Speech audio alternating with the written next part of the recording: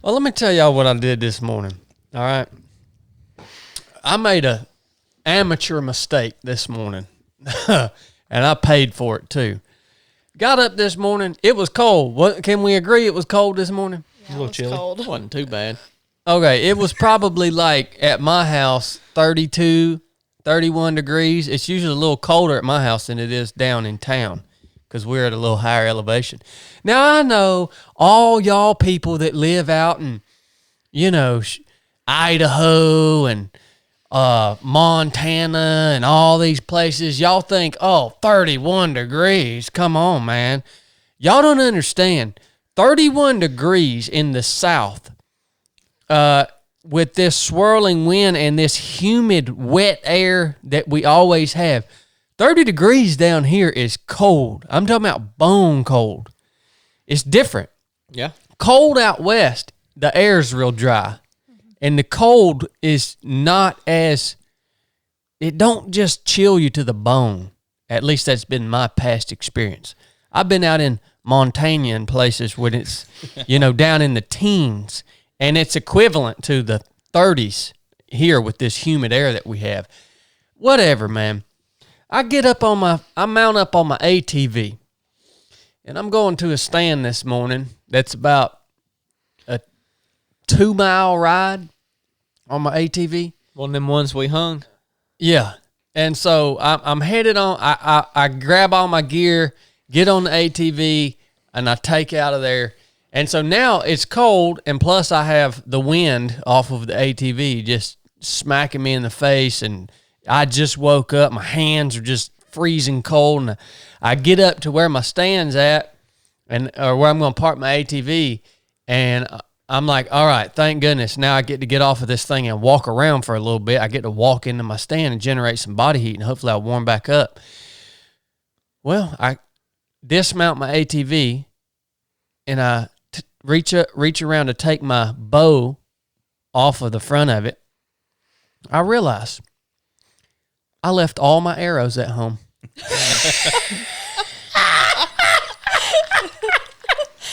So here I am with a bow and no arrows. So I took my bow out yesterday to shoot the target a few times. And when I did that, I took my quiver off. And I just grabbed it this morning and acted like I just was ready to rock and roll. Took off hunting.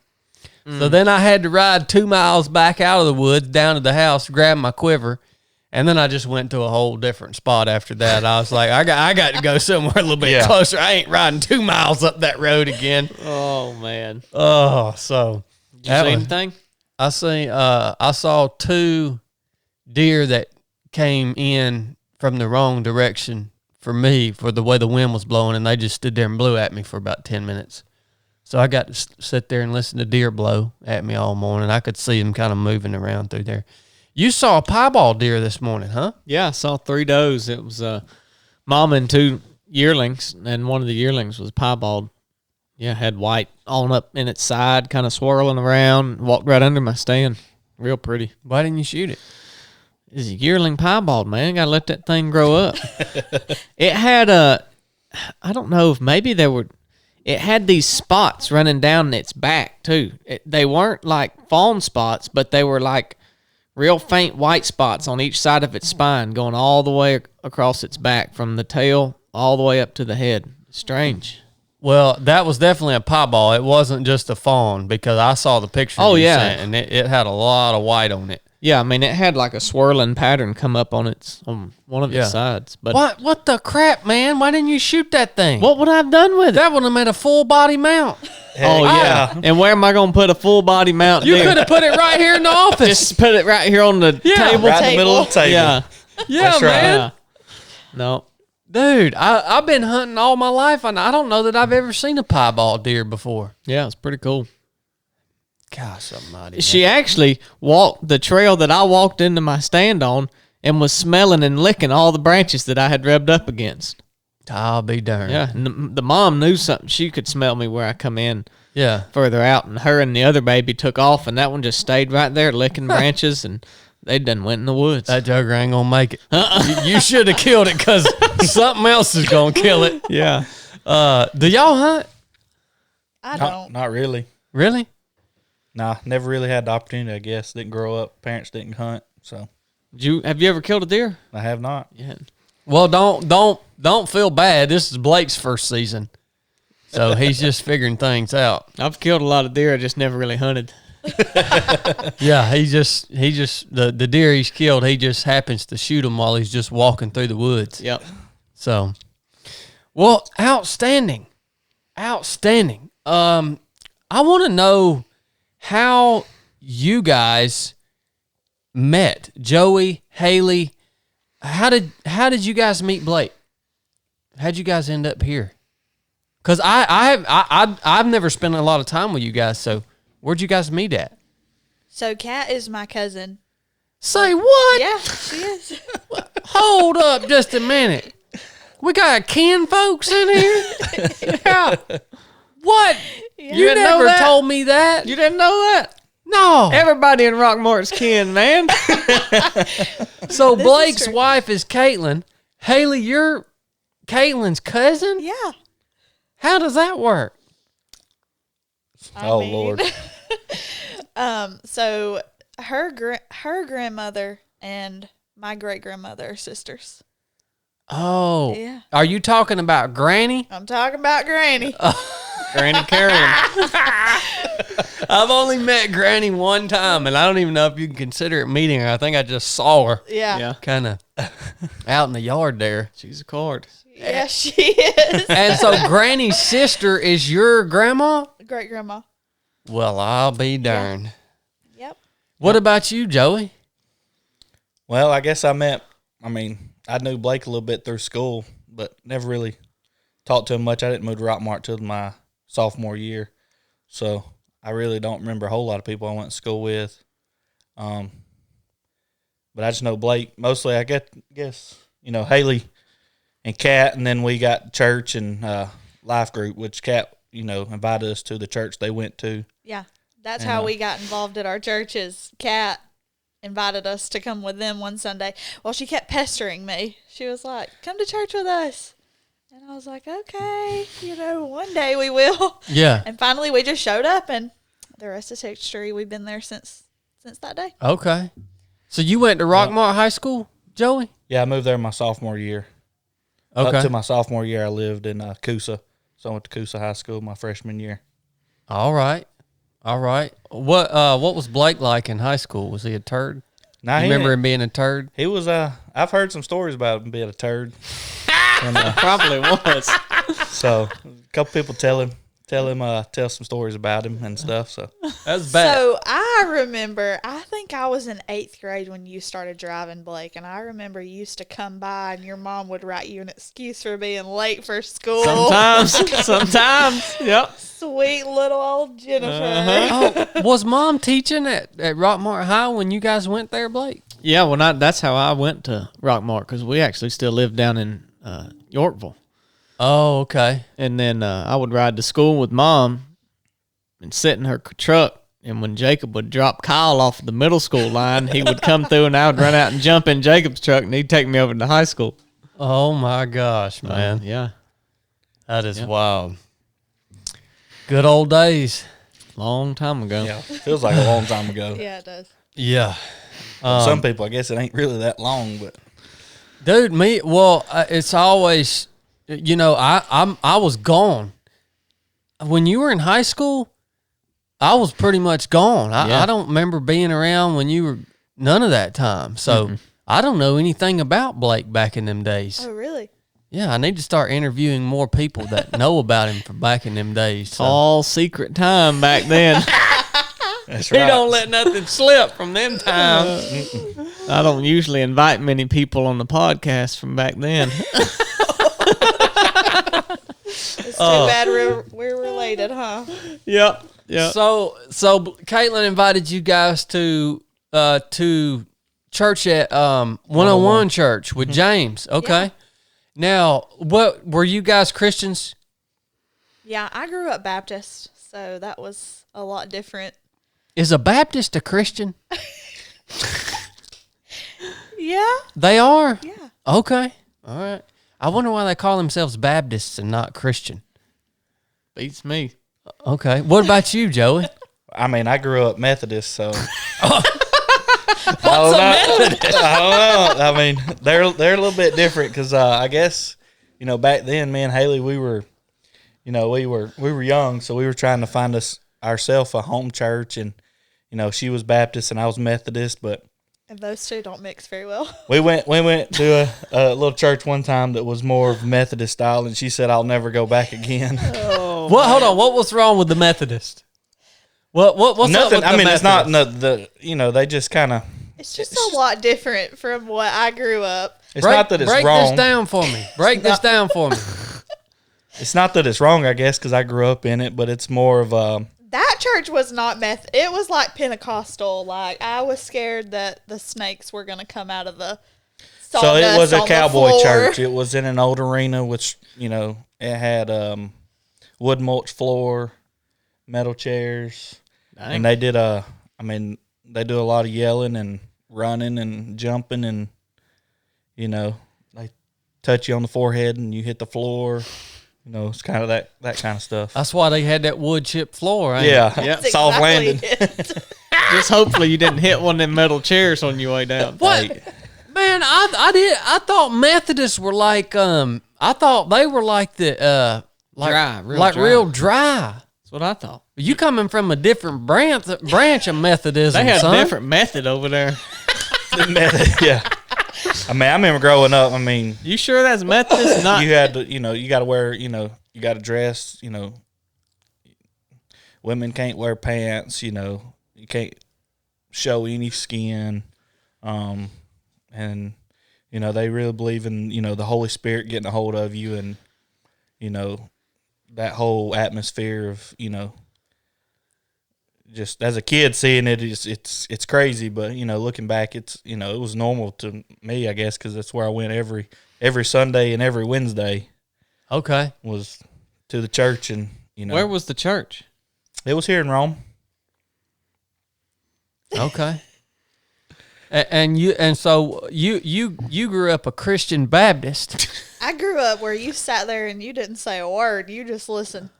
Really? You might eventually raise your hand every now and then, but How'd you stay awake? I mean, Sometimes you didn't, right? yeah, What church? What Baptist church was it? Springdale. Okay. The last time I went and spoke at a church building, one of the people in the audience was falling asleep, and I'm pretty wound up when I get up and talk, and this jugger was falling asleep, and I threatened to put him in the push-up position in front of the whole congregation. He did.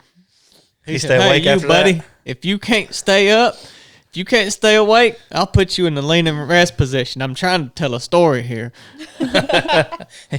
Yeah. So was how- that in the morning, or was that No, that afternoon was service? that was in the evening. Oh man, Yeah.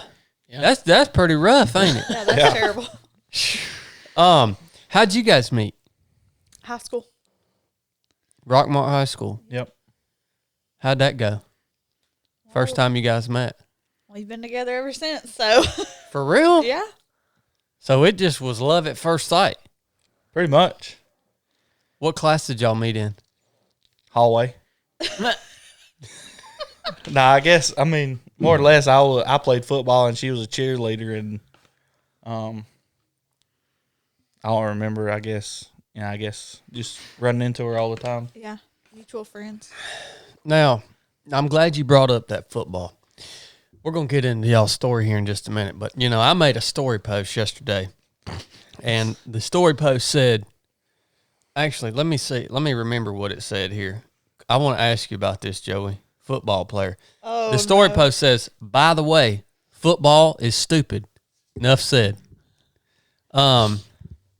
So, I mean, I have to. I mean, from I'm an Alabama fan, so we got a football fan in here, man. so Saturday was pretty rough on me. I actually, Haley's Georgia, and she was, saying some things to me Saturday, and I was like, I really can't do this anymore. I really need to stop watching football because it really, really gets under my skin when Does something it doesn't really? go the way I want it to.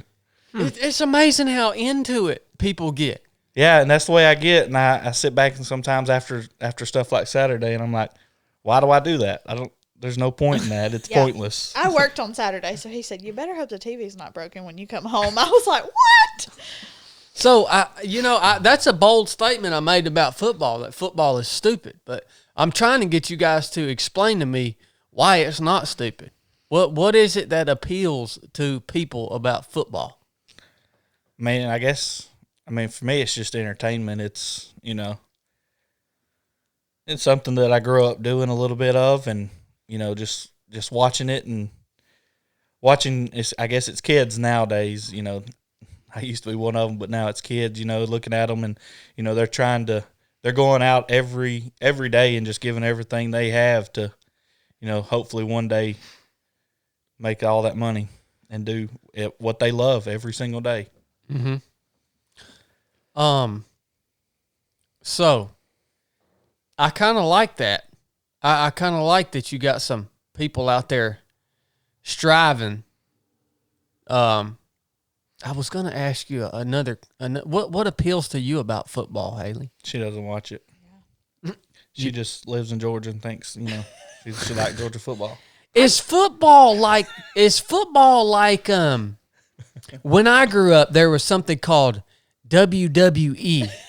Is football like WWE or WWF? The World Wrestling Federation?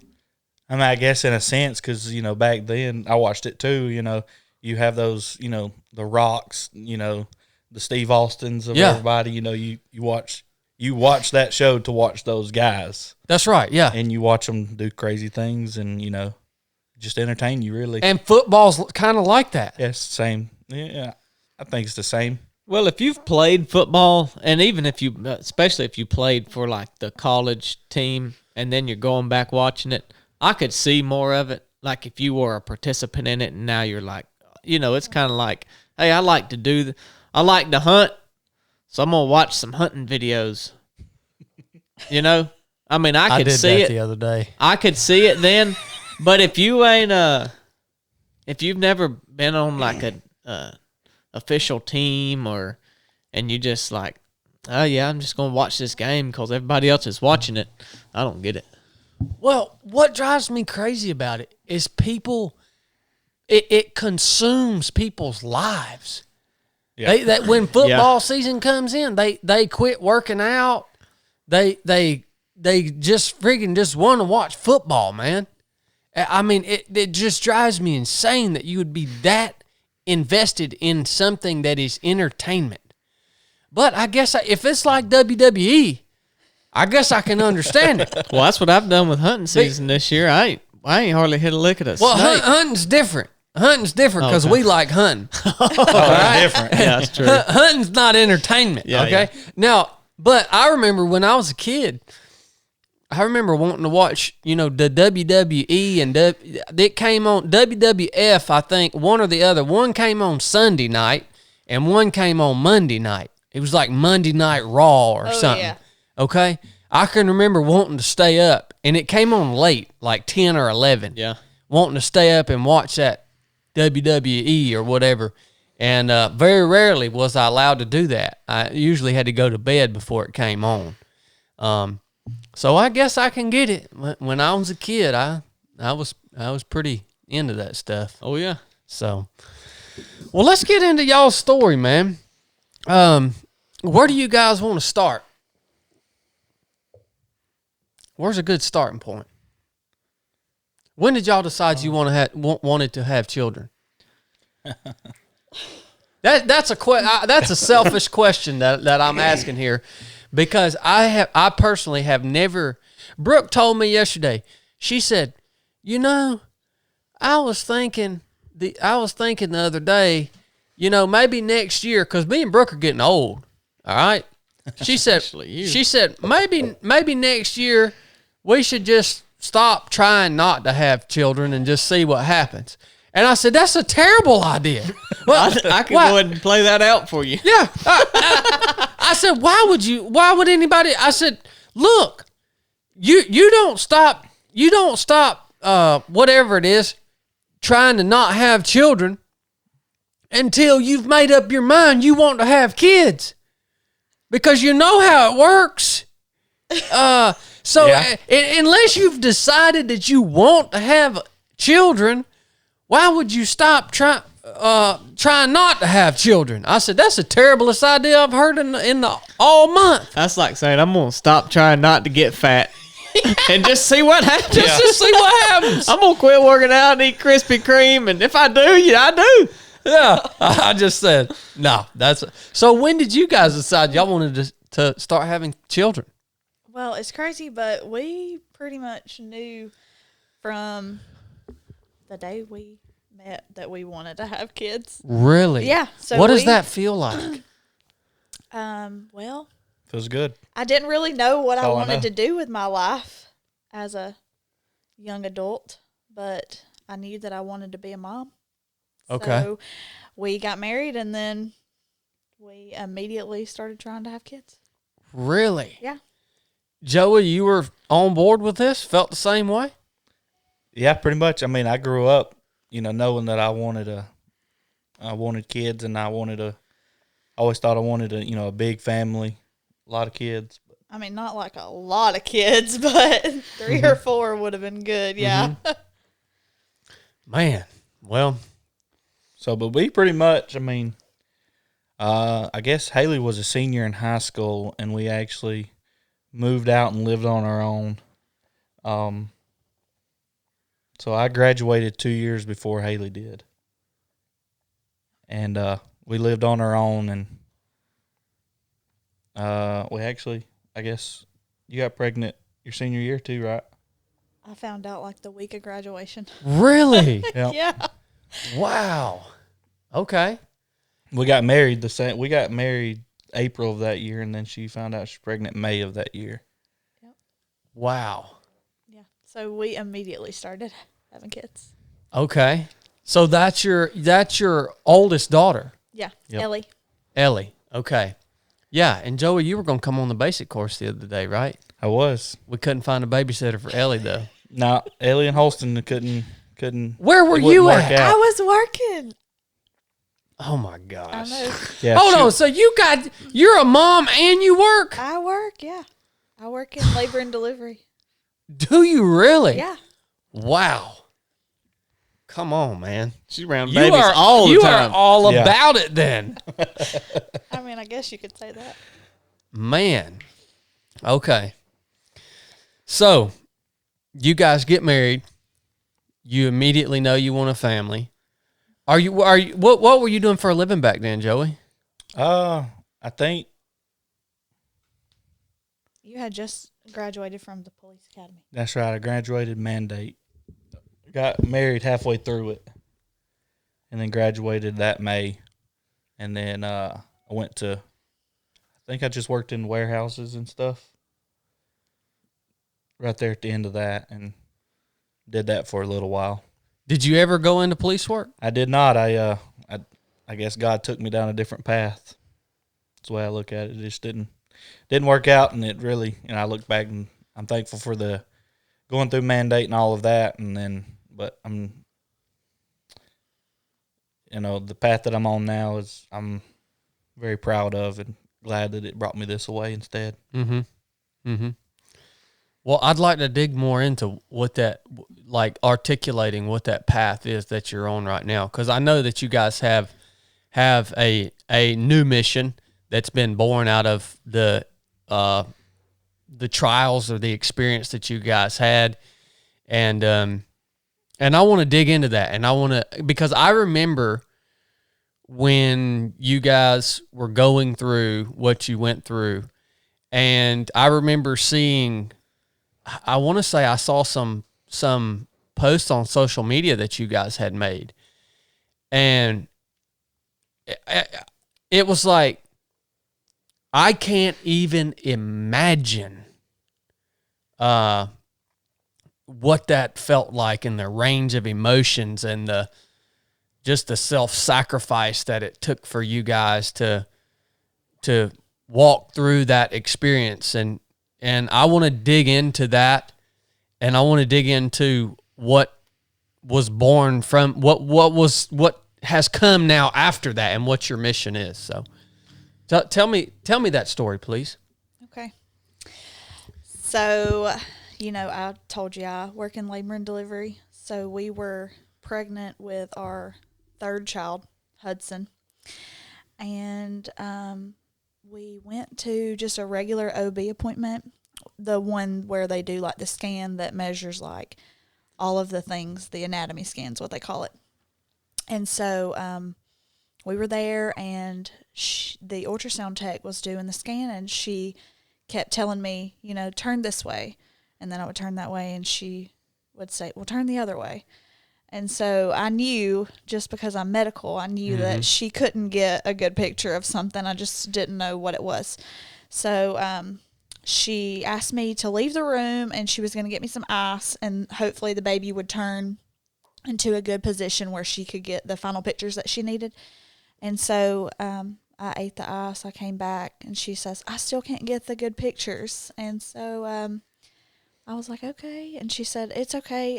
We'll just talk to the provider. So the provider was one of the providers that I work with on a daily basis. She's a really good friend of mine. So she comes in the room, and she says, do you have any concerns? And I said, no, I don't think so. And she says, well, I do, because we can only see 2 chambers of his heart. Mm-hmm. And, the heart has 4 chambers. So I knew pretty much immediately what that meant and how sick he would be. And so she asked if I had a preference on which specialist that we wanted to see.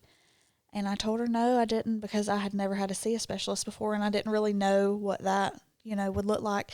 And so she sent us to a specialist, and we got the diagnosis of hyperplastic left heart, which is, the 2 chambers.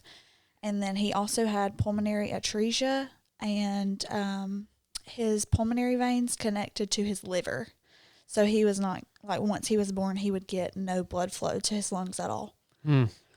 So that was when I was 21 weeks when we got, like, the final diagnosis. So we knew, like, early on that we would have to continue the pregnancy, and they gave us a lot of options. They said, we can terminate the pregnancy, which Joey and I, of course, we don't believe that way. It's just, we've never believed that way. And so we said automatically, we were like, no, we want to continue with the pregnancy. So there's a stage surgery, so they can do, the first surgery is normally like the week that they're born. But since Hudsyn was getting no blood flow at all to his lungs, his would be the day of. So we went with that option, and we chose palliative care, which is basically what comes along with that surgery. And so for the remainder of the pregnancy, we had a lot of appointments, and we just prayed, and we were really hopeful that the Lord would just heal him in whatever way that either we knew he would be healed. Either he would be healed on earth or he would be healed in heaven. But we knew either way that whatever was happening during that time, we didn't understand it, but we knew that the Lord was working. And so that was just a journey that we just decided, hey, like, this is the card that we've been dealt, so this is just what we have to do.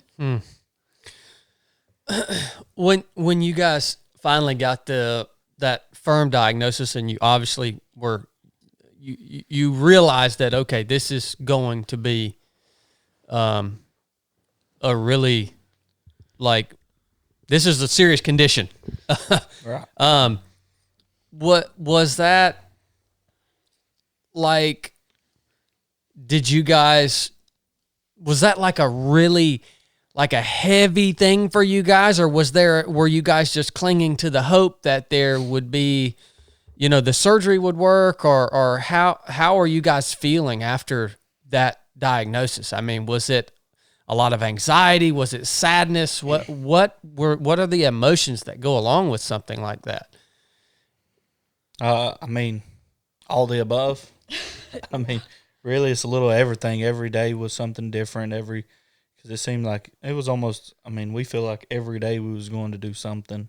Yeah. Going to see somebody, going to, this specialist, or going down to Atlanta to the children's hospital for them to look at something, or it was always, somebody talking to us about something, so, because Haley, she was still working, so she was still around a lot of the doctors, and so, just, for me, I'm not medical background and almost oblivious to all of it. I know it's bad, but I don't know how, I've never seen anybody with it, never heard of it, I don't know. I've never been, so I was oblivious to most of it, so I held on to, I guess, the hope and, and in my mind, everything's going to be fine. It's going to be, it'll go away. It's going to fix itself, and, God's not done doing his work. He's going to, heal whatever's wrong with it. It's not there. He'll put it there.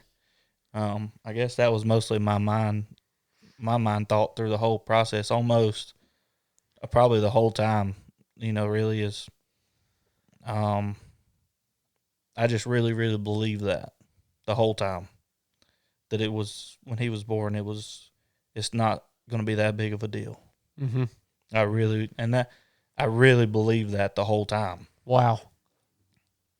I was crushed because, like, we don't deliver babies like that at Floyd. It's too much for. Yeah. We have a level 3 NICU, but we don't do any pediatric surgery. So, I knew as soon as we got his diagnosis, I talked to the NICU doctors, and they say, "Oh, well, we have to figure out a way to get you to CHOA because that's where he'll have the best care and the best possibility for the best outcome."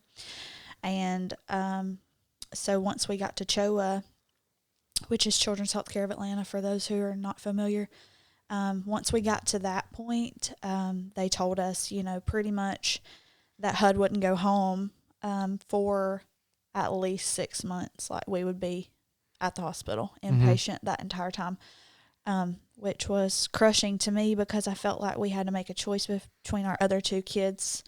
We didn't really... Our kids never really stay away from us. Like, I mean, I can remember when our middle child, Holston, was born. He was probably 2 before he ever even spent the night away from home. Like, our kids are just homebodies. We have a good family and a good background, but we don't really have somebody that we felt like we would be okay with them staying with for like weeks on end. Yeah.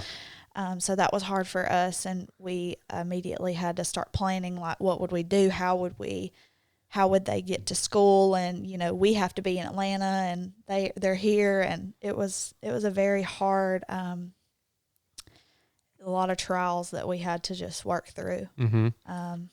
Now, during this time in all these appointments and meeting with these specialists and stuff, did they give you guys any odds on Hudson's chance of survivability after birth? Like, were there odds out there on the table, or did you were the specialists leaning one way or the other, or what was that like? I mean, it's pretty much based on the child.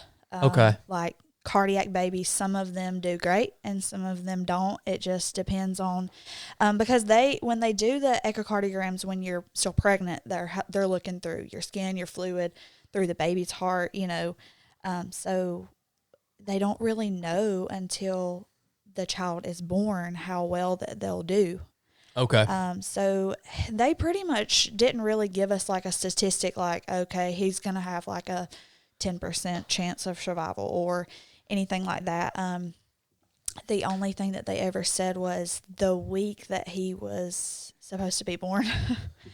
I was coming back from the specialist, and they had like a big teams meeting where it was like his surgeons, all of the care team at CHOA, the life flight team, because he was getting life flighted from one hospital to another where he would be born at Northside, and then he would get life flighted to CHOA where he would receive care.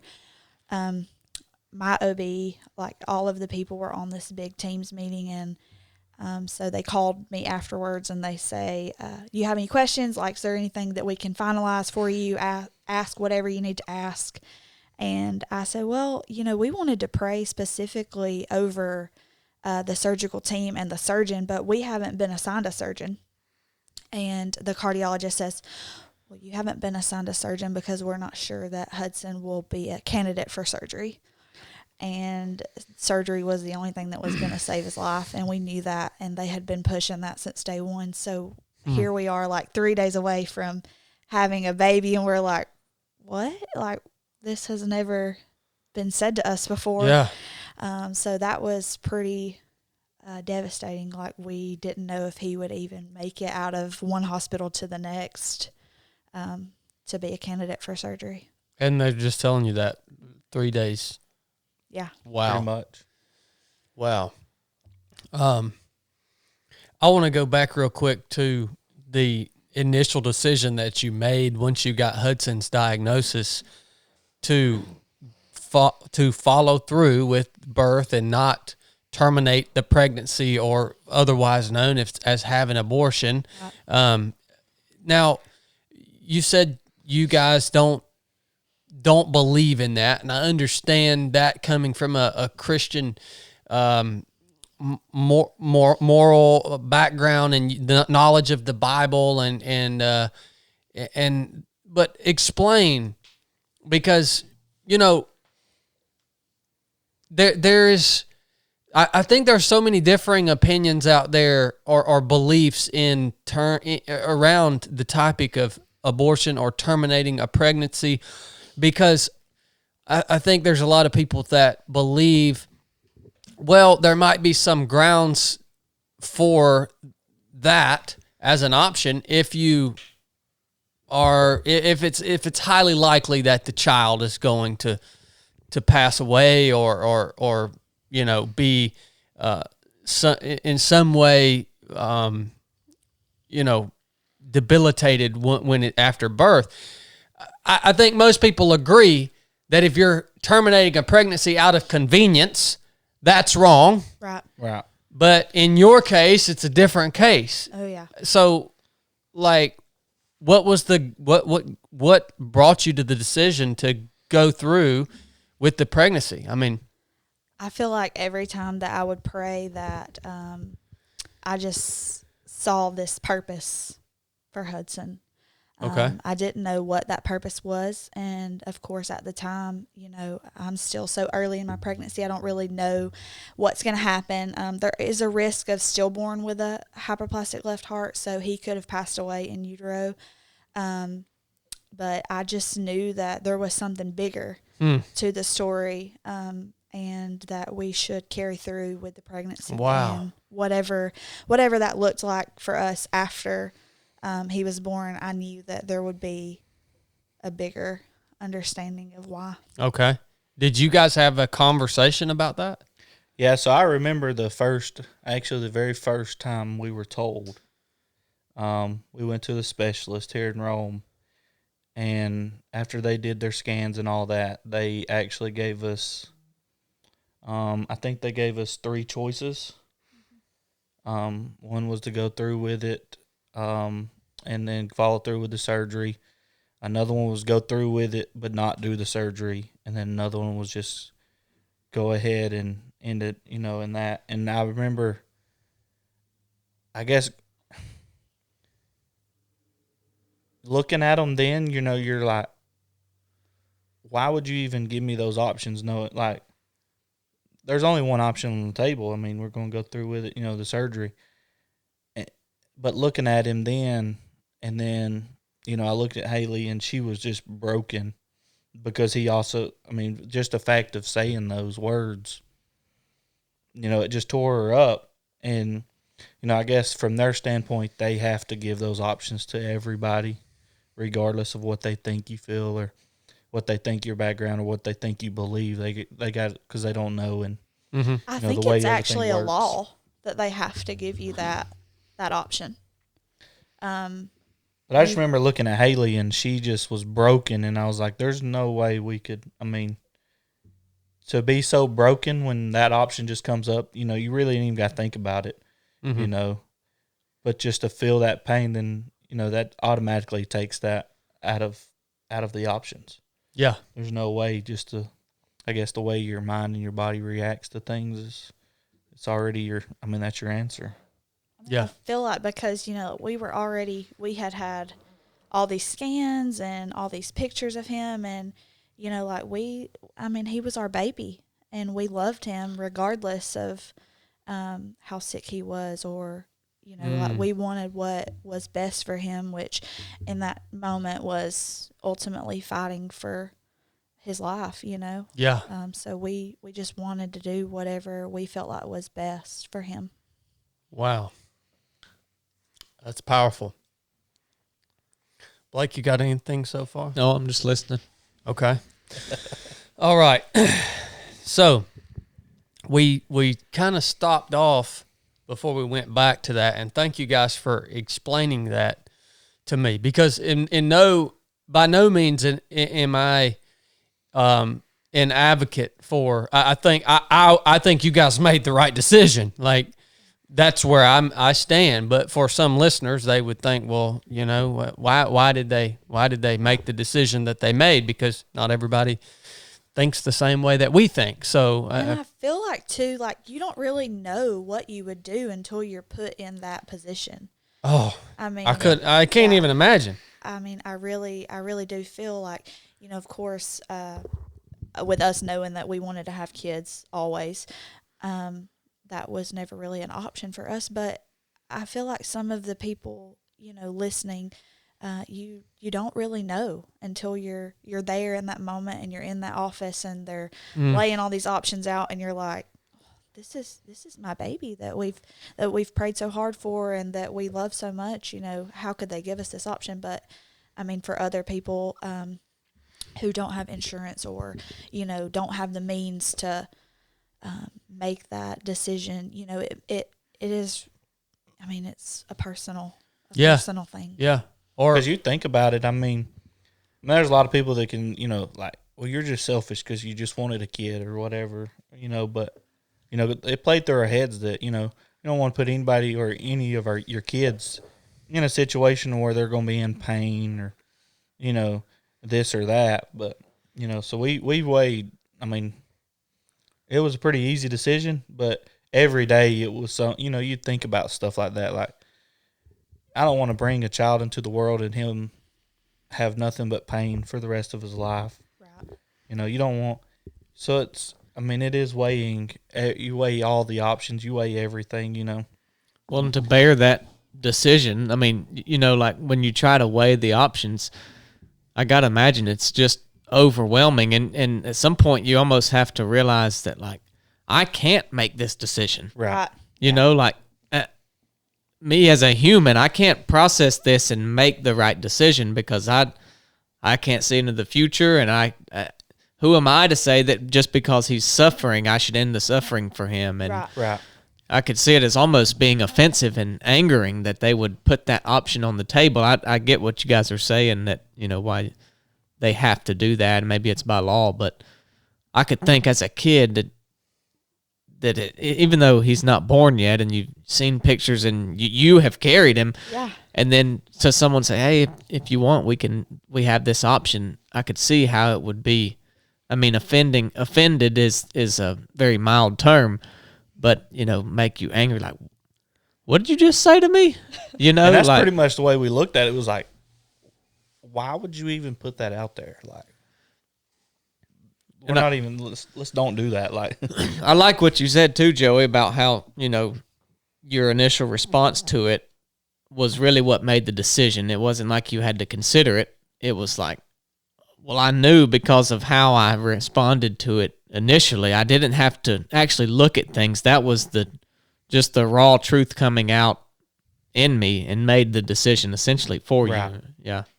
yeah, but then Joey took the time to go, as you know, even further with that and saying, even though we had made the decision, it's not like there weren't these nagging things that Still were a weight you carry. yeah, that are like, what I know this is right, but man, there's a lot that comes along with that. Yeah. Yeah.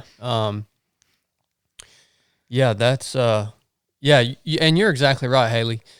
Nobody can know how they're gonna react until they're sitting in that seat. Yeah. And that's why it's so interesting for me to hear a firsthand account from you guys who had to make this tremendous decision, probably one of the harder decision than I have ever had to make in my entire life. just to hear what goes along with that. And I think what it all boils down to, what I hear you guys saying is, when we talk about this subject particularly, what it all boils down to is understanding when life starts. Like, you guys saw Hudsyn in the womb as a living being, a child of God. Yes. And you didn't just see him as some inanimate object. Right. Yeah. And thank God for y'all's faith and the love that you guys have in your heart. I mean, that's... So we left off at that 3 days before. You guys got that news. That was... for the first time, I imagine that you getting that news for the first time that far down the road was pretty shocking, like you said. And after that, leading up to birth, I mean, did anything happen but those next 3 days? Did you guys just spending time in prayer and I mean... Yeah, pretty much. We had all of our whole church was praying for us and calling out Hud's name, and we had to tell our 8-year-old, like, there's a chance that, without absolutely crushing her spirits, but we wanted her to be prepared because, they had, her and Holston, our middle child, had went through this whole pregnancy with us too. Yeah. Like, they've saw this baby and they've saw my belly grow, and this is our family, and so we pretty much had to pull her to the side and just say, there's a chance that your baby brother may go to heaven. Mm-hmm. And so that was probably one of the hardest things that we have had to do, aside from the diagnosis and all of the things that came with it. Was mm-hmm. preparing her little 8-year-old heart for this crushing moment that could come, could not come. We don't really know what's to be expected. And so, there was a lot of prayer involved, and a lot of, I pretty much just let my whole life revolve around worship. Like, I didn't turn on the TV. I didn't listen to anything else in the car. I just pretty much focused on Jesus and what was happening in that moment. I mean, it's hard, mm-hmm. but I couldn't let my eyes off of him, because if I did, I felt like I would be even more crushed than I already was. Oh, man. I mean, he was really upholding me in that moment. That's pretty much the only way I can describe it. Wow. Just immersing yourself in worshiping Christ and focusing on him, and so that you don't become overwhelmed. Yes. Just seeing that beacon that Christ is for us, and yes, knowing that no matter the outcome, with the gift of eternal life that he provided to all of humanity who chooses to accept his free gift of salvation. Yeah, that's something to really focus on in hard times. Wow. What about you? What were you doing to prepare yourself, Joey, whether it's mentally, spiritually? How did you get through those final days? Those final days, it was a lot of prayer. But I guess from mine, I did a whole lot more of ignoring, I guess you could say. I was still working every day, so I'd go to work every day and just stay busy and just keep my mind off of it. Really is,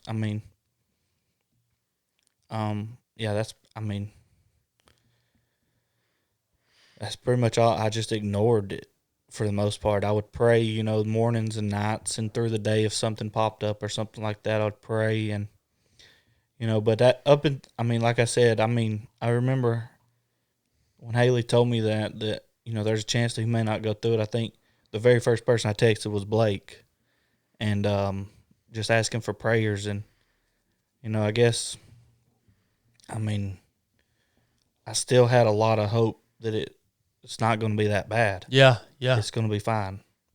There's no sense in sitting here worrying about it and, doing this or doing that. There's nothing I can do Yeah. physically or anything I can do to change any of it. So to keep myself sane, I guess, and keep me from worrying or my anxiety from going up or whatever, I just stayed busy with stuff and just kept my mind full of work stuff and stuff like that. Yep. Yep. I can really relate to that, Joey. Yeah. Because I'm the type of person, the way I tick, I say, I'll cross that bridge when it gets here. All right. There's nothing that I can do to influence the outcome of even the rest of the day today. So whatever's coming, I'm gonna hope and pray for the best, but I'll cross it when it gets here, and I'll do the best I can with whatever happens when it's a situation that I have no impact over, and I'll do the same thing, man. I'll consume myself with something in order to try to stay present. So I can really relate to that, man. Right. Yeah. Well, there's in Haley's situation, what a beautiful example of that. When there is no hope, Jesus is the only hope that you can have. Yeah. If you didn't have that hope and you truly cared for your child, you could get so wrapped around that you would think, what is even the point of me living if I've just lost this thing that I so dearly love, or potential to lose this child. If you don't have any hope in anything beyond that, then you could get down a really bad place. So what a beautiful example of that. When all hope is lost, there is still a hope that overarches everything. And in your situation, Joe, that could be looked at as bad, or like you shouldn't have ignored it, you should have dealt with it. But in a way, that allows you to be strong for your family. Certainly I know your personality, and there comes a time where you have to deal with it and work through things. And I know you might continue to ignore it. And at that point, you could maybe talk about it more. But in this situation, I think that allows you to be strong for the rest of your family, Right. So that's interesting. That's the way, a lot of it, you think about it, if, I'm the man of the house, so if all I'm doing is worrying about it and I'm constantly, my anxiety's up and I'm tore up, doing this or doing that, then the kids are looking at me and Haley both like something is really wrong. So then their anxiety goes up, and then, whatever. So with you saying that too, we wanted to keep it like as normal as possible for them, because like I said earlier, we knew he would be there for a really long time. So we had already packed up all of our clothing and things to move to the Ronald McDonald House, and thank God for the Ronald McDonald House, because it was just a block away from the hospital. But they still had to finish school. They had to go through school and things like that. So it was already going to be very like an uproar for them. So we were trying to keep that as normal as possible for them. We did. We still set up the baby bed, put it where it was going. They were going to, the two boys were going to share rooms. So we went ahead and, we set up everything knowing that there's that possibility of him not coming home for 6 months. Yeah. But for our kids, we still wanted to go through the whole process and just have everything as normal as, possible, and stay on a good routine still, and, just trying to do the best I can with them to, make sure they don't get, their anxiety doesn't take over and stuff like that. Yeah. Man, what a tremendous amount of strength. Yeah. That's unbelievable, man. Well, let's move into talking about Hudson's birthday and his life that you guys shared with him. I want to hear about that time. So we went in for like a routine C-section on November 11th, and he was born at 9:15. So because I work in labor and delivery, I kind of I drove Joey a little crazy because I could hear the monitors beeping, and my anxiety was kind of all over the place. So they were able to stabilize him and put him on the helicopter. He had surgery at 4 hours old, I think. Wow.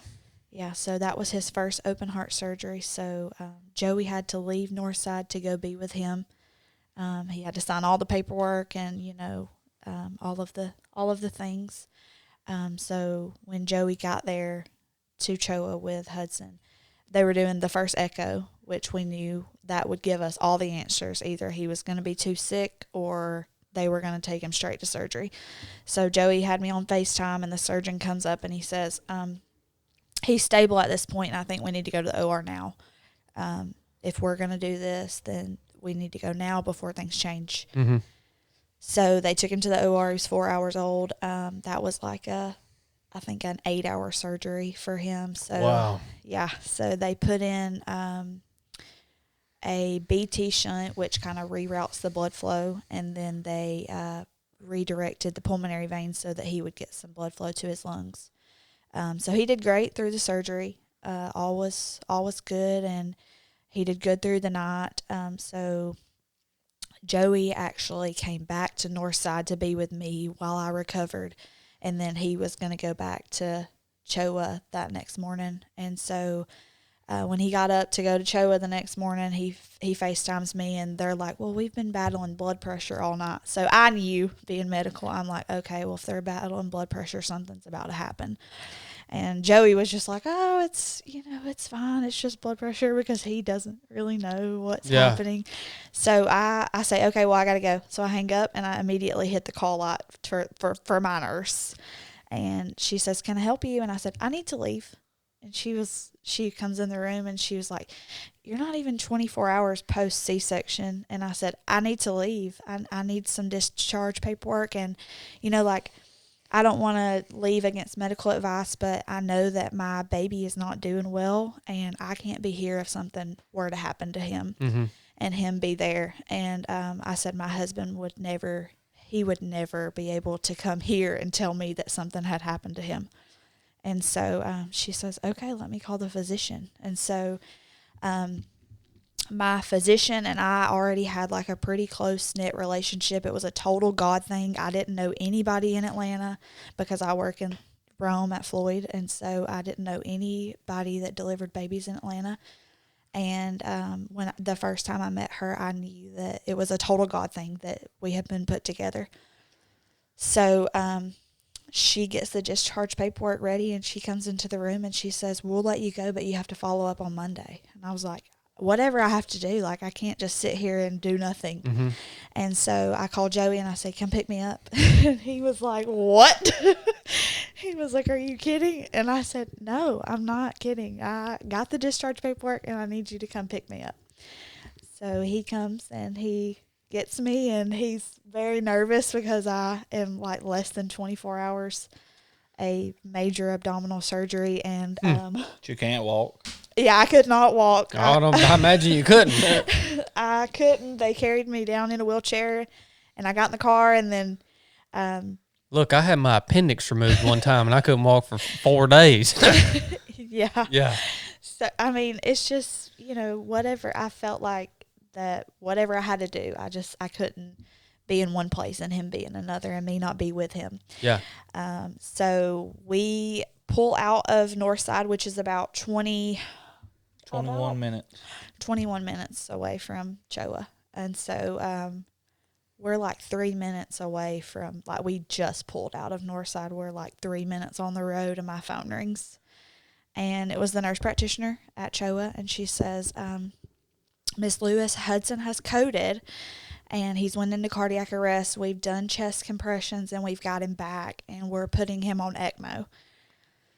Well, ECMO it kind of just gives their heart, it's like a heart and lung bypass machine. It gives their heart and lungs rest. Okay. So it circles all of the blood out of their whole body into this machine, puts oxygen in it, and then recycles it back into their body. Okay. So she says, we've got him back, and we're putting him on ECMO. How far away are you? And I look at the GPS, and I mean, traffic is terrible.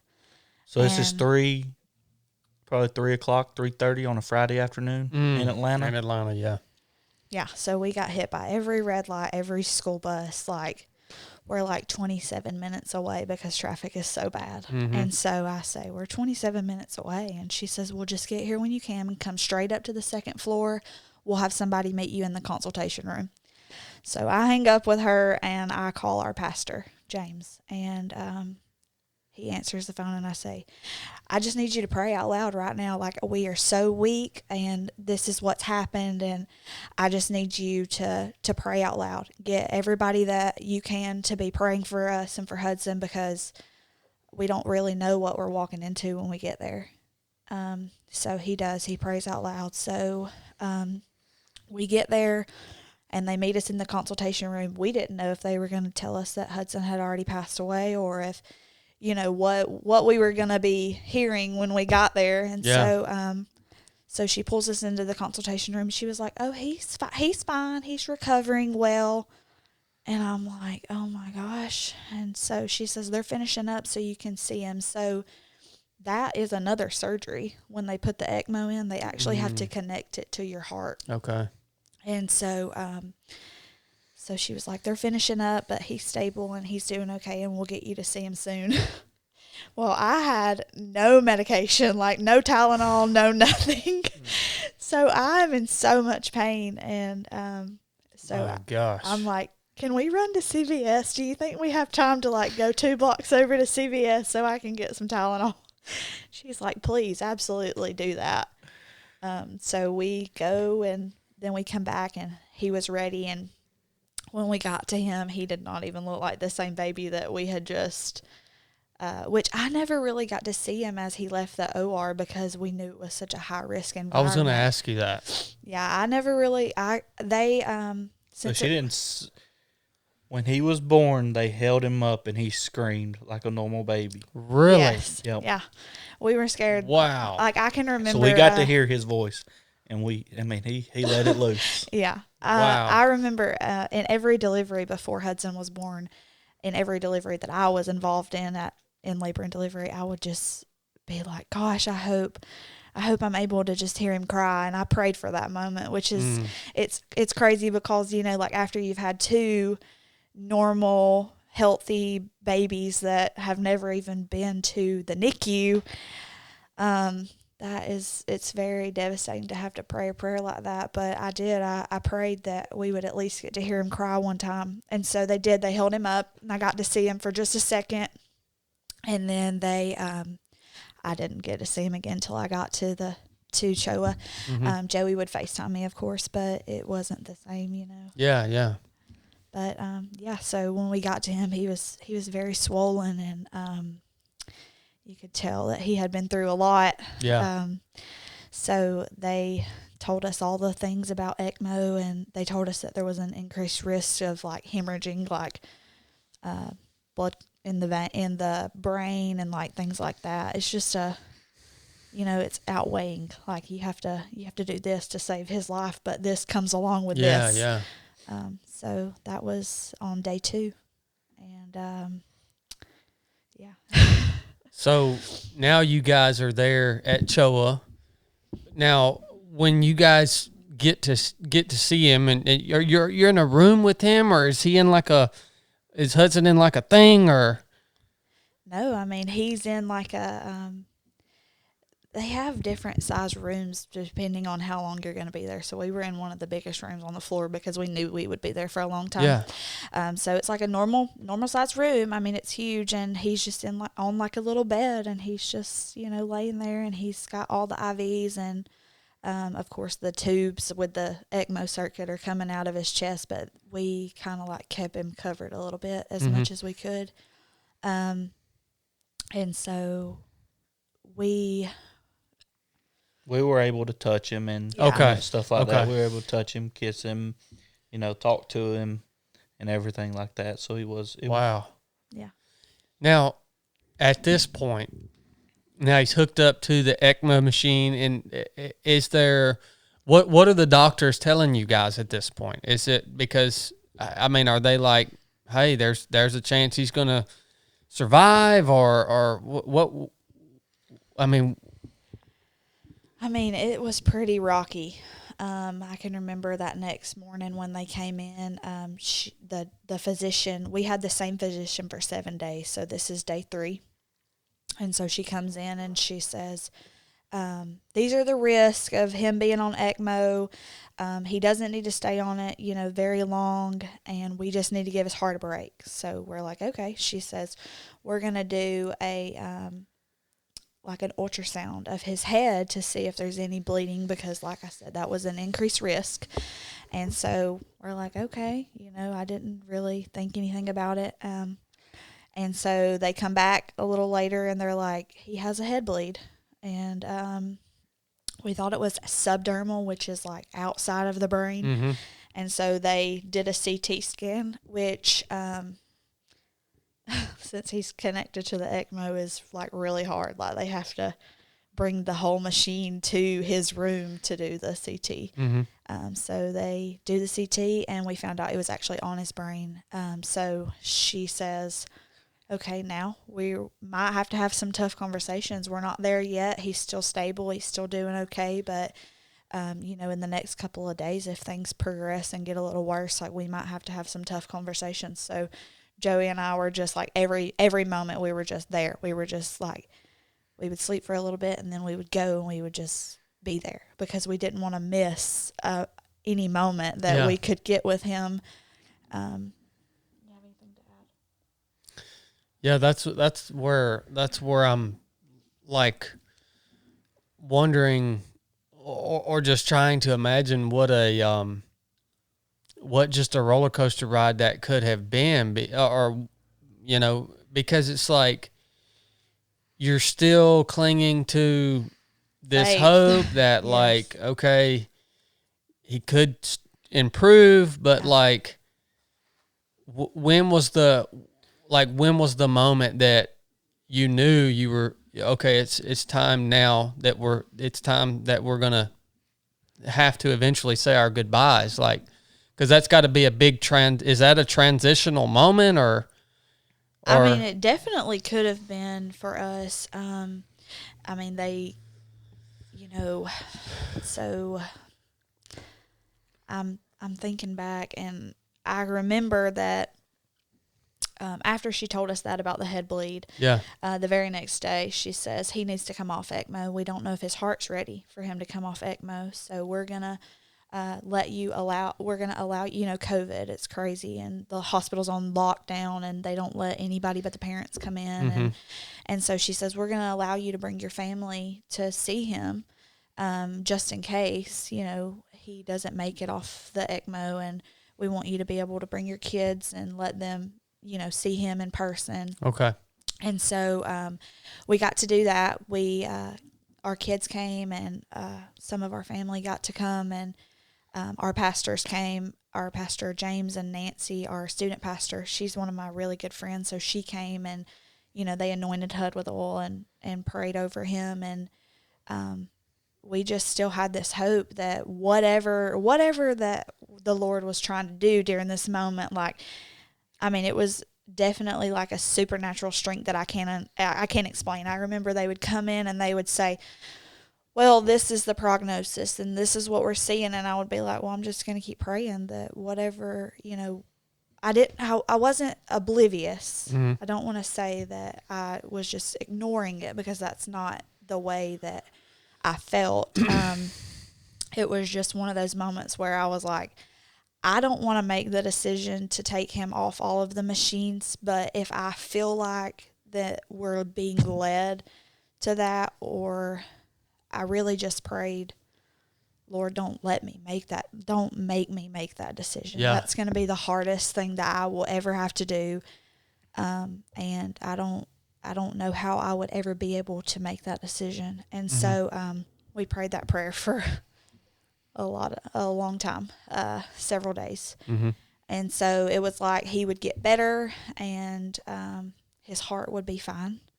And then his head bleed would get a little worse.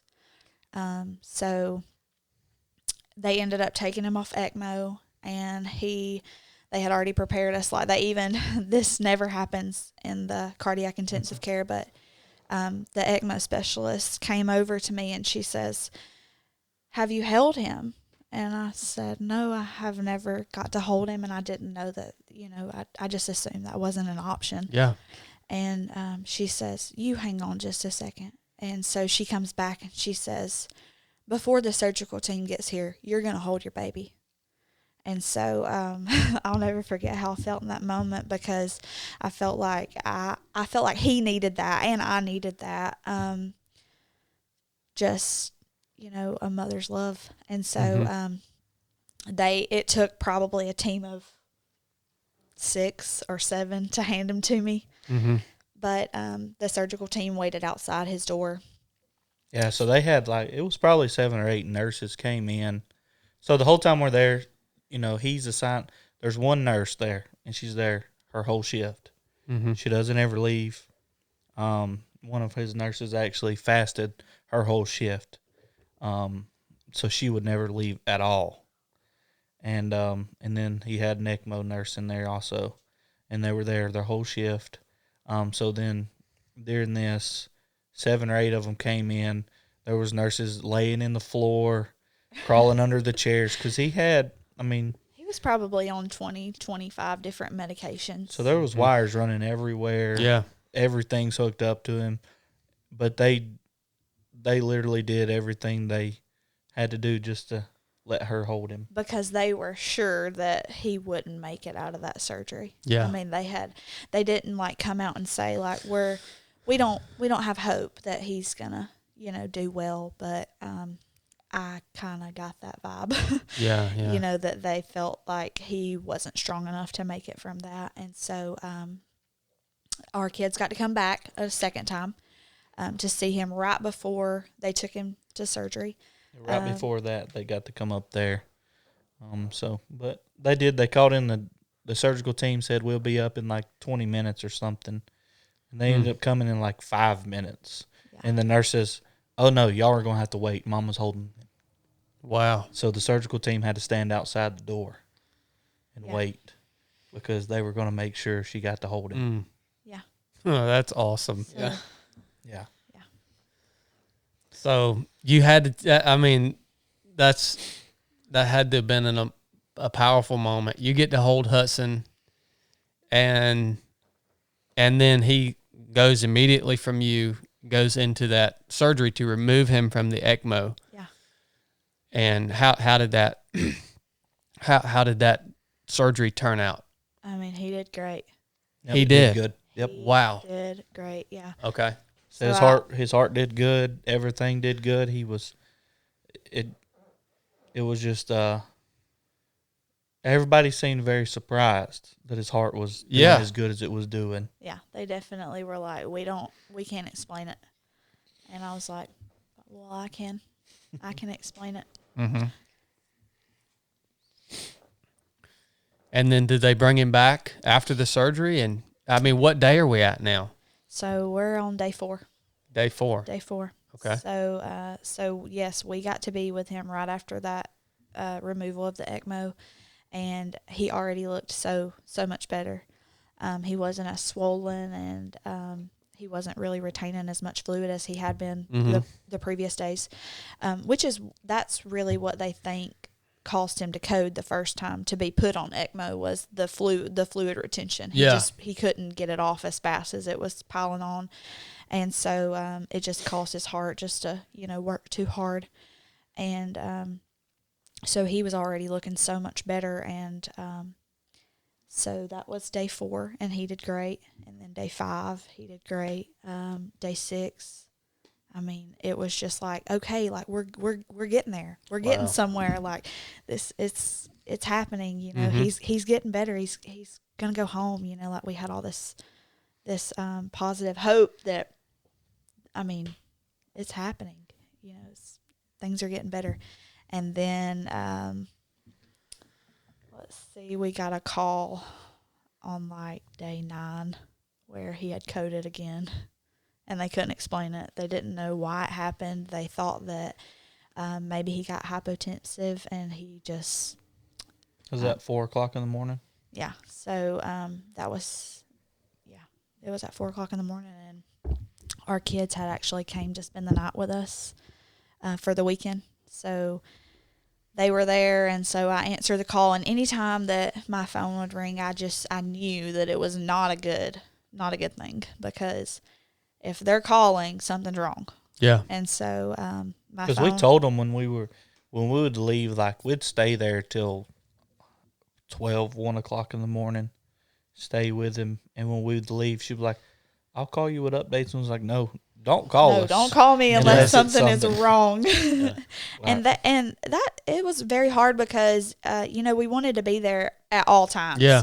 And I mean, they give you the option to sleep in his room, but one of the first nights that we were there, one of the nurses says, you really have to go get some rest, because if there comes a time where you need to be not exhausted, you need to be rested up. Mm-hmm. Like if things get rocky and you really can't leave, like while he's stable and he's good, he's in good hands. You need to go get some rest. And like I said, the Ronald McDonald House was only a block away. Mm-hmm. So like we could get there quick. Mm-hmm. So they called us at 4, it was like 4:30 in the morning, and they were like, we don't know, we've got him back, and he's okay now, but we can't really explain what happened, and we're not sure if it'll happen again. So they were doing another echocardiogram and looking at his heart, making sure there wasn't like a clot in the BT shunt, stopping the blood flow and things like that. So since our kids were there, we had to call somebody to come to Atlanta to pick them up. And they were so upset. Like they didn't understand what was happening. Mm-hmm. Like they're just like, we're being tossed back and forth. And so I went straight over there. As soon as I hung up, I went straight over there, and Joey stayed with the kids. And so when I got there, he was just looking at me like, I just needed some attention. Like, Wow. he had this look on his face like, well, I'm glad that you came, Like, Because at this point, he was opening his eyes, and he would, you'd talk to him, and he'd open his eyes. Yeah. And we would, I would touch him, and he would respond and things like that. So, Mm-hmm. like he was fully aware that we were there, and, like they had him pretty sedated, but, like I could tell that he understood, like, that's my mama, So yeah, when I got there, I was like, what happened? And so she's telling me, and as soon as I start talking, he just opens his eyes and looks at me, and he's like, I just needed some attention. Wow. So after that, was it still up and down, or? So it was definitely a roller coaster, like I said earlier, he would be fine from a cardiac standpoint, but that head bleed would get a little bigger, and then that head bleed would get stable, and Mm-hmm. then it was like he coded, just randomly. And so, so after that, He was having multiple, he was having seizures every 6 minutes, sometimes less than that. yeah, because of the head bleed. So they had him on a ton of different seizure Wow. medications. Before he got taken off ECMO, James, our pastor, had came and was praying over him. And while he was praying over him, he had a 3-minute long seizure. And so that was pretty huge. So we walked downstairs to get another part of our family to come up to see him, because they were all there at the same time. And when we came back, she says, I just got a call that he had a 3-minute seizure just now. And I was like, that had to be during the time that we were here and James was praying over him. And she says, yeah, it was pretty darn close. Mm-hmm. And so I always felt like, that was just kind of like maybe an extra push for all of because right after that's when he got taken off ECMO and he did so good. Mm-hmm. But so after he coded on day 9, he was good for a couple more days. And then they come in.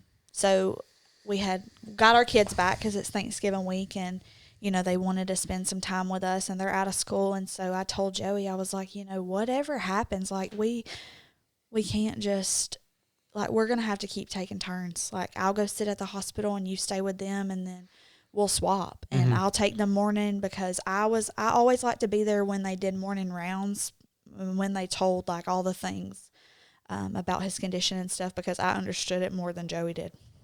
So they did rounds twice a day, once in the morning and once in the afternoon. The morning rounds were a little bit more, I guess, important, because that Gives kind of the told insight like of what was they're their gonna do. plan for the day. Yeah. So I always like to be there in the morning for that. And so we were taking shifts, and so Joey would be with the kids, and then we would swap around lunch, and then I would come be with them for a couple hours, and then we would swap again. So I was there by myself, and this is on day 13 now.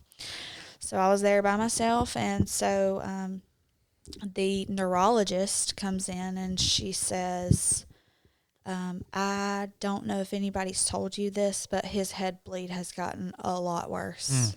And it had been stable for like 7 days. We were trying to get the seizures under control to where he was having like less than 1 an hour. But the head bleed had been, for the most part, it was stable, and it had remained unchanged.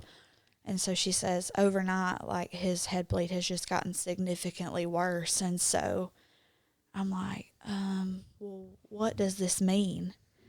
And so she tells me that, she's not really sure what it means, but they're going to continue to run some tests. And so his kidneys were working. And I knew this because, having a medical background, but the kidneys and the heart and all of that is closely connected. So his kidneys worked, and, he would pee, but they weren't keeping the fluid off as much as they needed to. So he had been on dialysis for a couple of days, just because he was on dialysis when he was on the ECMO machine, and then they were just giving it to him, just as prophylactically, so that he wouldn't retain much more fluid than he should.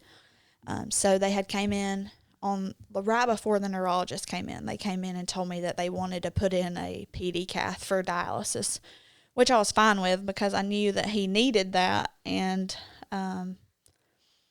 he didn't need to go backwards. We needed to keep moving in the right direction, and so we thought that would be the next best thing, moving in the right direction. And so they came in, told me that, and then the neurologist comes in. She's like, I'm not really sure what this will entail, but we're going to continue to run a couple more tests, and, we'll get back to you later.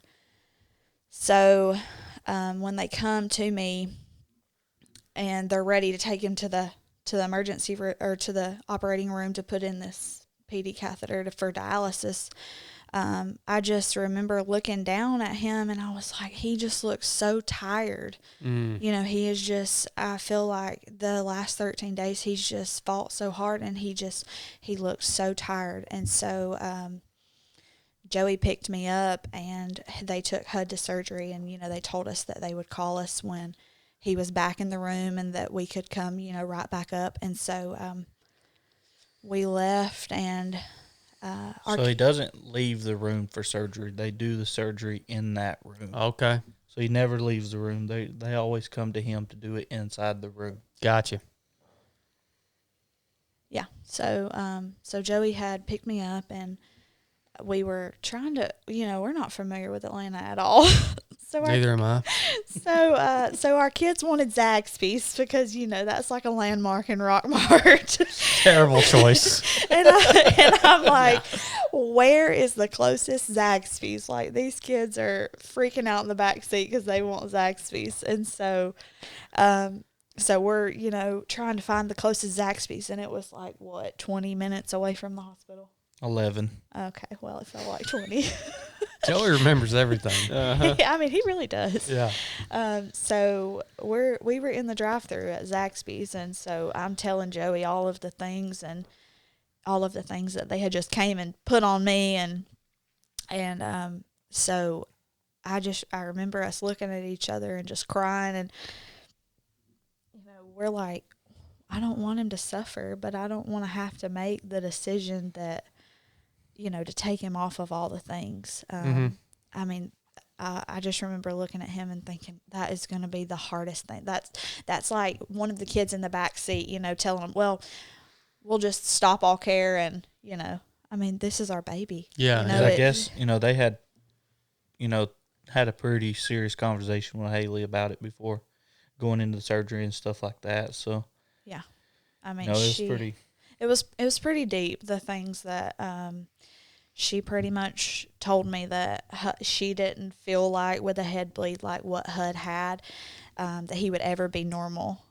She felt like that he would have cerebral palsy and all of these things, and so she pretty much went very in depth and I mean crushed me, and I was alone there. Joey wasn't there to hear it, and so then I have to come back and tell him all of these things, and so we're both just like lost at this point. Like, what do we do? How do we move forward knowing all of these things?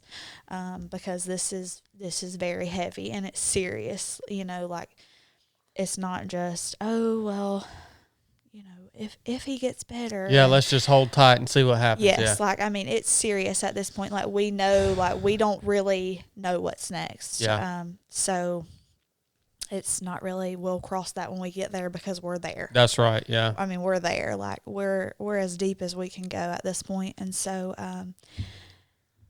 so she told me all those things, and me and Joey were in the car, and we had brought the kids' iPads. I texted Joey, and I was like, bring the iPads because we need some time to talk, and I need to be able to tell you these things without them listening. Like our 8-year-old, she listens to everything, and she thinks that she knows the answers to all of the things. Mm-hmm. And so, so they're in the back seat, and they're playing a game, and so me and Joey were just, distraught over here. Like we're like, what do we do? And I remember in that moment, I just prayed like, Lord, please don't let me have to make that decision. Yeah. That will be the decision that breaks me if I have to make the decision to remove all care from him. And so at the same time that she's praying that, I'm doing the same thing. Like, I can't make this decision. Let your will be done in this moment. Whatever it may be. Just give me the strength of whichever one it is. But I can't make that decision, and I'm not going to be able to. And neither of us knew. Like, I didn't know he was praying that prayer, and he didn't know I was praying the same thing. I mean, we're just, we're at a loss at this point. We're like, where do we go from here, and how do we proceed with this? And I mean, so we were in this drive-through. It felt like probably an hour. Okay, it was not an hour, but it did. It did feel like it. Well, I bet it did. She's telling me all this, and then I remember I ordered the kids food, and I didn't even order us anything except for something to drink. And from the time you order to the window, it's probably like 4 cars. So I know after we ordered was when it was just quiet because she had already told me all that they said. So we're sitting there, I guess both of us was praying that prayer, just trying to figure out where we're going to go from this point and, what's the best thing to do in this or that. I felt like we were at a standstill. I felt like not really like the Lord had left us, but I felt like we were at this direction, and I'm like, what are we supposed to do now? Yeah. Like we've put all this faith and this trust in your plan, and I feel like I'm just broken at this point. Like I don't really know what is next or what we're supposed to do after this. And I think Joey pretty much felt the exact same way. Yeah. I mean, it was just, I felt like that was all the way up to this point, I have that hope of it just, but at this point I have, not you lose your hope, but you kind of do because you don't know where to turn. You don't know what to do. You don't, they just laid all this heavy stuff on you. All of the stuff that she told me pretty much was just like, okay, I don't know how we proceed after this. Yeah, yeah. Like, I don't know what this means for us or for him or, I don't know. It was a very heavy conversation that we had to have there that she had with me. And, she basically was like, I know that you know in medical terms what I'm talking about right now. And she's like, let me show you the scan. And so she takes me over to the computer and she pulls up his scan and she shows it to me. And she was like, this is what it looked like, a couple of days ago. And this is what it looks like now. And so, I mean, I was at a standstill. Like I had nothing else. I didn't know how I was going to take another step after that. Yeah. Yeah. Well, at that moment, we were both really heavy. Yeah. I again, I cannot not even imagine.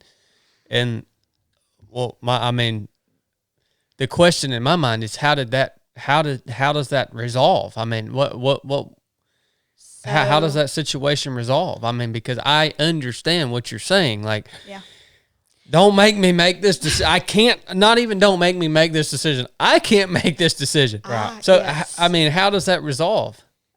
So we were still in the drive-thru at this point, and Joey, like he said, he had ordered the kids some food, and we're at the window, and my phone rings. So we had been gone for probably like 45 minutes at this point. But I work in surgery, so I know like it's a long time to prep a patient before you make an incision. So it wasn't a surprise to me that it was taking a long time. So my phone rings and I'm like, well, this is them. They're probably telling us that they're done. So I answer the phone and she's like, Miss Lewis, Hudson's not doing well and I need you to get here as soon as you can. So I look at Joey and he's handing his card out the window and I'm like, drive as fast as you can. I was like, we have to go. We have to go now. So he literally, like, the window is open. The lady's about to take his card, and he just floored it. Oh, man.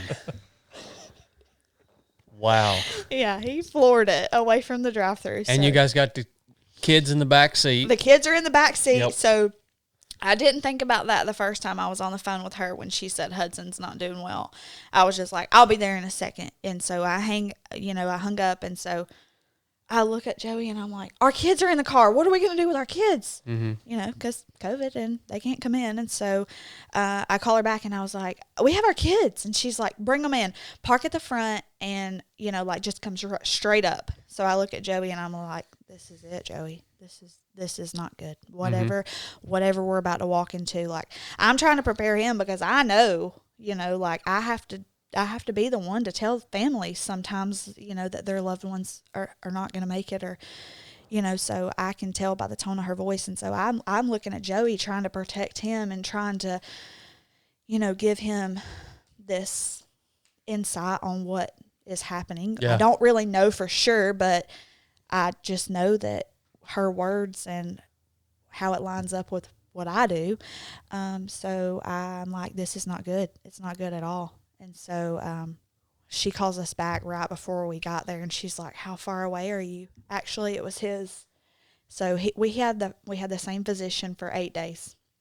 And then when she went off, I told her, I was like, what am I going to do without you? You've been our rock through this, as his physician and his advocate. And, what am I going to do without you? She says, if anything happens, I'll be stalking his chart, and if anything happens, I'll be there. And so I pick up the phone. We're, a couple of blocks away from the hospital, and she says, Haley, this is Dr. Clark. And I was like, this is not good. She says, how far away are you? And I said, we're about to be there. And she says, okay, get here as soon as you can. And so I look over at Joey, and we're both just hysterical at this point because we know in our hearts, what's happening, but we've still got to face this reality that we're about to walk into. And so we get to the doors, and somebody meets us to take our kids. They're going to take them into this room and color with them, and then they meet us in the hall. And I was like, this is not good. And so as we make our way to Hud's room where they were. So when these two doors open, you have to turn right, and HUD's room is at the very end. So we look down the whole hall, and you see just a bunch of people standing down there at his room. Yeah. And so now we've got to walk. Feels like 10 miles. Yes, it felt like the longest. And just so heavy. Because you don't know exactly. You feel like you know what they're going to say, but you don't know what they're going to say. Mm-hmm. Yep.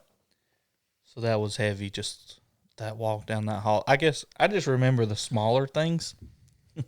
And Haley remembers all the important things, but I just remember every detail of everything from parking the car to going up the elevator to walking down that hall. It's probably like So time slowed down, right? Like, Yeah. Yes. So when we get to the end of the hall, the doctor that was with us for 8 days, she goes to put a surgical hat on me, and she's like, he's coded again, and we've been doing compressions for 20 minutes. And she's like, we need to stop. Mm-hmm. And she's putting the hat on me for me to go in to see, our newborn baby, laid open on a table in a surgical field. And I said, I can't go in there. And she says, we need to stop. She says, he's not going to come back. Mm-hmm. And I just remember in that moment, like, I felt like my entire world had just came crumbling down all at once. Like, like I kind of knew what was happening from the car ride and then from her on the phone. But I mean, it was just the heaviness of it. It was just crumbling. And so, I say, okay. I felt like I was not really in my body at that moment, I was there, but I wasn't really there. So she says, do you want to come in? And I was like, I can't go in there. I do surgery every day of my life, and I can't go in there and see him laying like that and remember him like that. Yeah. So she says, okay. So they finished doing what they were doing. They closed him up, and so me and Joey are just sitting in the hall. They closed the whole unit down for this, for these surgeries. They don't let anybody in or anybody out just because, it's a sterile, they have to turn a regular room into a sterile field. Yep. So, there was nobody moving around, nobody walking. And I just remember us sitting there, and I was like, Joey, we need to call somebody. Like, our kids are here. What are we going to do with our kids? Mm-hmm. And how do we move forward? And Joey's like, I don't want to call anybody. And I was like, Joey, we have to call somebody, So my first call was James. I called James and I say, this is what's happened and we need you. And he says, I'm tied up, but I'll be there in a minute. I'll come. I'll come as soon as I can. And so then we called, our family and told them. And so when we finally got into Hudsyn, I'll never forget how peaceful he looked. It was just like he was like, I'm whole and I'm healed and here I am and, I'm not suffering anymore. And I think that for me was just the closure that I needed for it to be, no, it's not easy, but none of it is easy, but that is what I needed to be okay. Yeah. Yeah. Yeah. How about you, Joey? Yeah, I mean, everything really just slowed down. I remember, Haley was going through everything so fast, and I felt like I couldn't keep up, and I was just like, slow down, just stop, just, but so it's just hard. It was hard to do it. It was hard to do any of it. It was really hard to walk into the room because you didn't want the truth. Yeah. Yeah.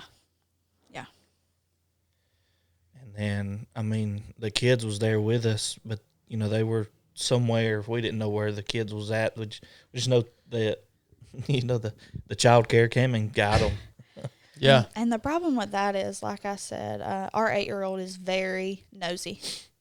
She has to know everything that's happening. So when she saw how upset we were in the car and how we're like flying to the hospital as fast as we can. She's like, hey, I was hungry, like you just drove off from Zaxby's and, They like, didn't get their Zaxby's. and I was like, Ellie, we have to get to Hudsyn as soon as we can. Like we'll go back and get Zaxby's later. And so she knew immediately because we had kind of, tried to have the conversations to prepare her. So she knew immediately that something was wrong. And so our 4-year-old, he didn't really, he's just, he's 4. Yeah. The only thing he cares about was chicken nuggets at Zaxby's. Yeah, He didn't really know what was happening. So, I was concerned. I was like, what are we going to do with them? And I knew that, that was going to be a very heavy moment for them because now they have seen me go through a whole pregnancy and they've met their brother and they've got to come and be with him and take pictures with him and pray with him and read to him. And, they know that there's this real baby here and now he's just gone. And so I was crushed, but I was crushed because I was like, now we have to tell our kids. Yeah. Now we have to bring them in and tell them. So we took a while, just the two of us in the room with Hud, and then the child specialist that had our other kids came in, and she says, the little boy is fine, but the little girl is asking a lot of questions, and I'm not really sure how to answer them. So that was probably like an hour and a half later. And so, me and Joey are just looking at each other, and we're like, what do we do? Do we bring them in, let them see him, let them hold him, and let them really grieve too? Or do we shield them from it and just hope that one day they don't really ask questions as why, why didn't you let us come in? And so we made the decision for the child life specialist to bring them to the room. And so they came in, and so Joey had to tell them before they came in that Hud had went to heaven. And so that was a hard conversation that we had to have, and they came in and they did get to hold him, and really I'm glad that they have those memories of being able to have him and hold him and love on him. So they got to experience that with us. Wow. Dang, Joey. You tougher than I thought you were, brother. I couldn't. I mean, just what a tough conversation to have in the hallway. I mean, yeah. Good on you. It was hard with the kids because they had been involved, but we're scared because you don't want to. You got to think about them too. Is it going to traumatize them? Is any of this going to affect them in a bad, negative way? Or so you're holding that weight, but at the same time they had been involved the whole time. So you don't want to just push them away and just make them feel like they're like all of our focus is on Hudsyn. But we were trying to keep healthy boundaries of what to expose them to, what not to expose them to. So, like, anytime we sent them pictures, we would cover Hud so that you couldn't really see, like all the wires and things. Yeah. You could only see his face. And I don't know. It's just healthy. How do we keep the healthy boundaries to not destroy them, but still keep them involved? And that was a really hard balance. Yes. Too. Yeah. You talk about cross the bridge when you get there. You essentially have a lot of bridges you have to cross immediately. Right. Big bridges, right? A lot of big decisions, and they have to happen right then. Like, you have to deal with all that right at that moment. Well, I just can't imagine how many. Well, I have no comprehension of how many families with children have to go through and make similar decisions every single day. Right. And I don't know. There's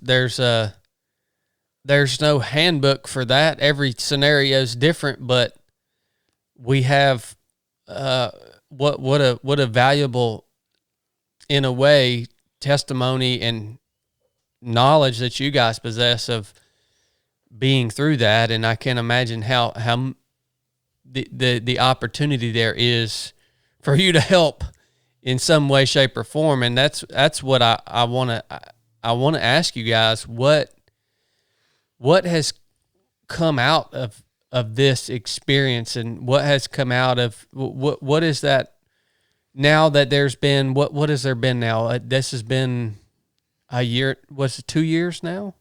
Almost a year. Almost a year. So okay, wow. What has the last year been like? I mean, how have things changed? What is the mission now that Joey was talking about? Like, So, you always think like that'll never be me because I felt that way. Yeah. I mean, like our other two kids are healthy and we don't have a history of any type of congenital heart defects in our family at all.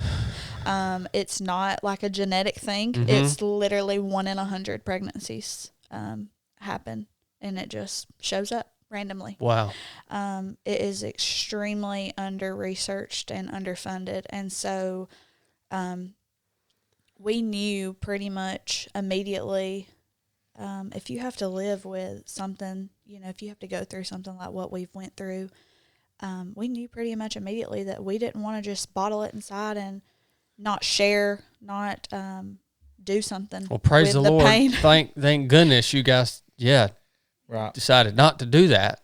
Yeah, I feel like it can get really dangerous if somebody does stuff like that. Like with your emotions and things like that. Yeah. It can get very dangerous. So we knew pretty much immediately that I didn't know what we were going to do, but I knew we wanted to do something to make a difference, just because of everything that we went through and all of the ways that we were helped along the way. I knew that pretty much. I told Joey like January, we started a fast, and I had already had this laid on my heart, but we started a fast a corporate fast with our church. And so I told Joey about midway through the fast, I said, I think I want to start a nonprofit. And he was like, okay, well, what does that do? Yeah. And Good question. Maybe you can explain to me too. I said, so I start telling him all of these ways that I feel like this vision has been laid out before me. And he was like, all right, I'm on board. And I didn't really feel like he was serious at first, but you just have to know Joey to know how chill he is. Like, he just along for the ride pretty much. And so while we're fasting, I say, I'm serious, Joey. Like, I really want to do this. And I really feel like this is the direction that we're being led. And so he says, all right, well, I'll start praying too. So he started praying about it, and then he comes back to me a couple of days later, and he was like, okay, I'm on board. Like, whatever you think that you want to do, like, we'll do it. And so that is a very lengthy process. Yeah. A very lengthy process. And so I had this vision, and we just kept praying about it, and all of the doors just opened. And so we decided to start Huds Heart, which is a nonprofit for congenital heart defect families. So basically, we have donated to Children's Healthcare of Atlanta, Eggleston Kids at Heart program several times since Hudsyn has passed away. Mm-hmm. We did a fundraiser during Heart Week, and we were able to sell T-shirts with Huds Heart logo on it. And we donated, like, I think I went to Sam's and spent like $600 on snacks and stuff for their snack cart.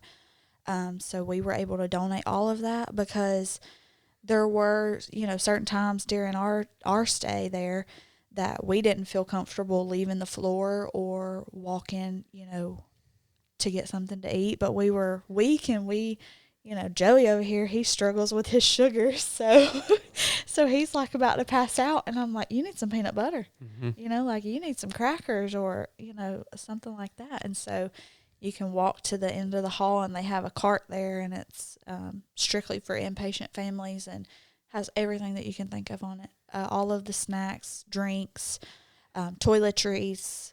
I love one of your phrases. All of the things.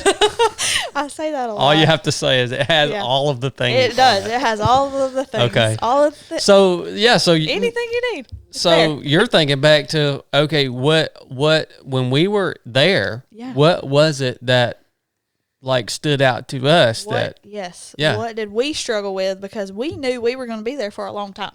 Mm-hmm. And so what were things that helped us along the way that we can make a difference and help others. So that Kids at Heart program is one of our big pinpoints, because they're also the ones that came in and got Ellie and Holston and took them to do crafts, and all that stuff is donations. Like they brought this bag both times that our kids came to see Hud while he was still alive. They brought him a bag. It had crayons, coloring books. It had a book that we could read to them that kind of shared from a child's perspective on how to grieve and what was going to happen, things like that. And so all of those things are donations. And so they don't have any other way to get funding through the hospital. And so that was really put hard on me whenever we decided to launch this nonprofit, was that program specifically. But not only that, but also just the other families that are there. And I'll let Joey share pretty much like his experiences. We're walking down the hall and seeing all the different people. So you guys have been back? I've been back. Okay. I haven't been back yet. Okay. But just the other side of it, like she was saying, was, the families there that are, have their kids there going through, similar things that HUD was going through. Like I said, our HUD's room was at the very end of the hall.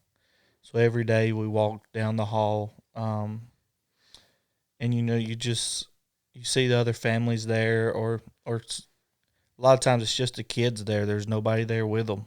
And it's, some days you may see, the mom of one there that morning and then the father there that afternoon, because, they have jobs. They have, they got to pay their bills, and they've got to do what they've got to do. But, you look at those kids, like I remember a baby crying and there's nobody in the room with the baby, and the nurse, she's filling out her paperwork on the computer of medicine maybe she just gave or something like that, so she's not able to go and do something right then. Yeah. And there's nobody in there. And, some of these kids are, 8, 9, 10 years old in there, and there's nobody there with them.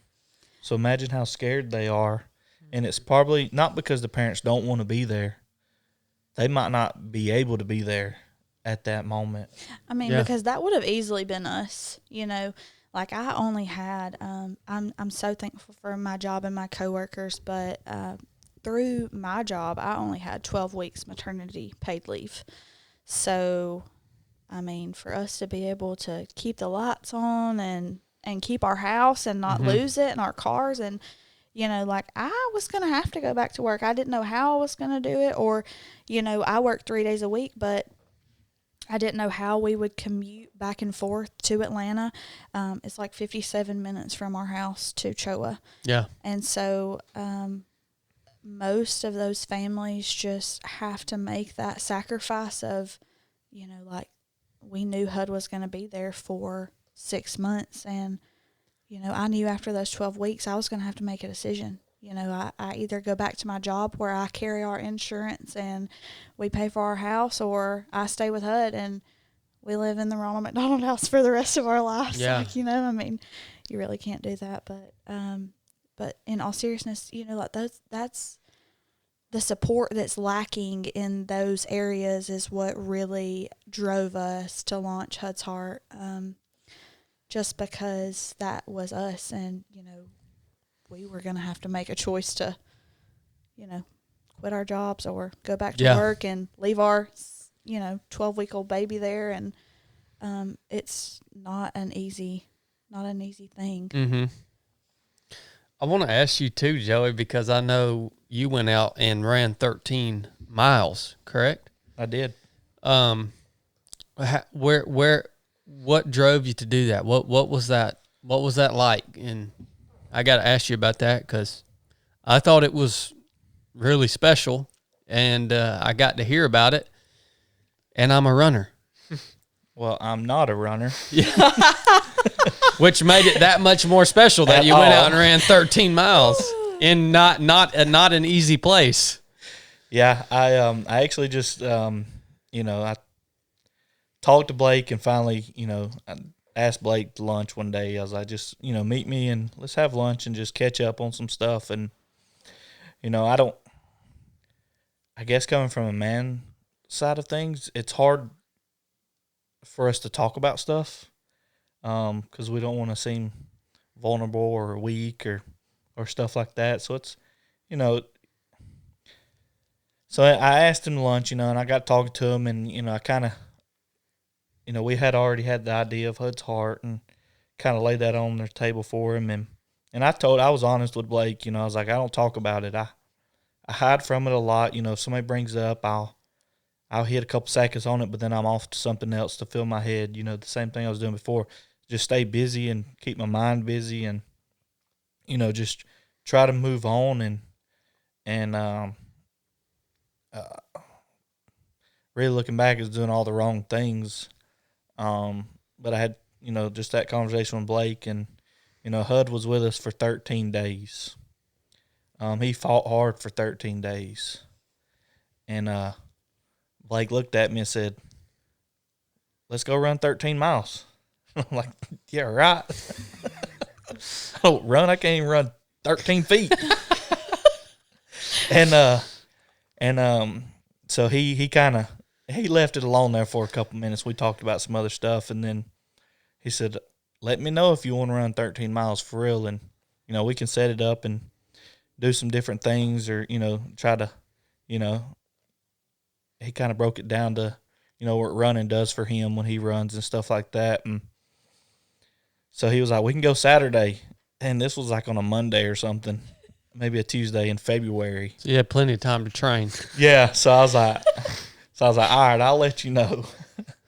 So I came home and I told Haley, he said, he wants me to run 13 miles.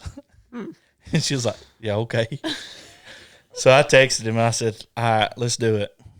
And, I think Thursday, Haley said, are you not going to go try to run or anything? I'm like, Too late now. If I go run today, I'm going to be sore and won't be able to do much. And, but I think, the way, Blake was very helpful through that. I remember getting out of the truck and, I said something to him and he said, all right, when we run, we ain't talking about work. We ain't talking about 3 or 7. We ain't talking about nothing.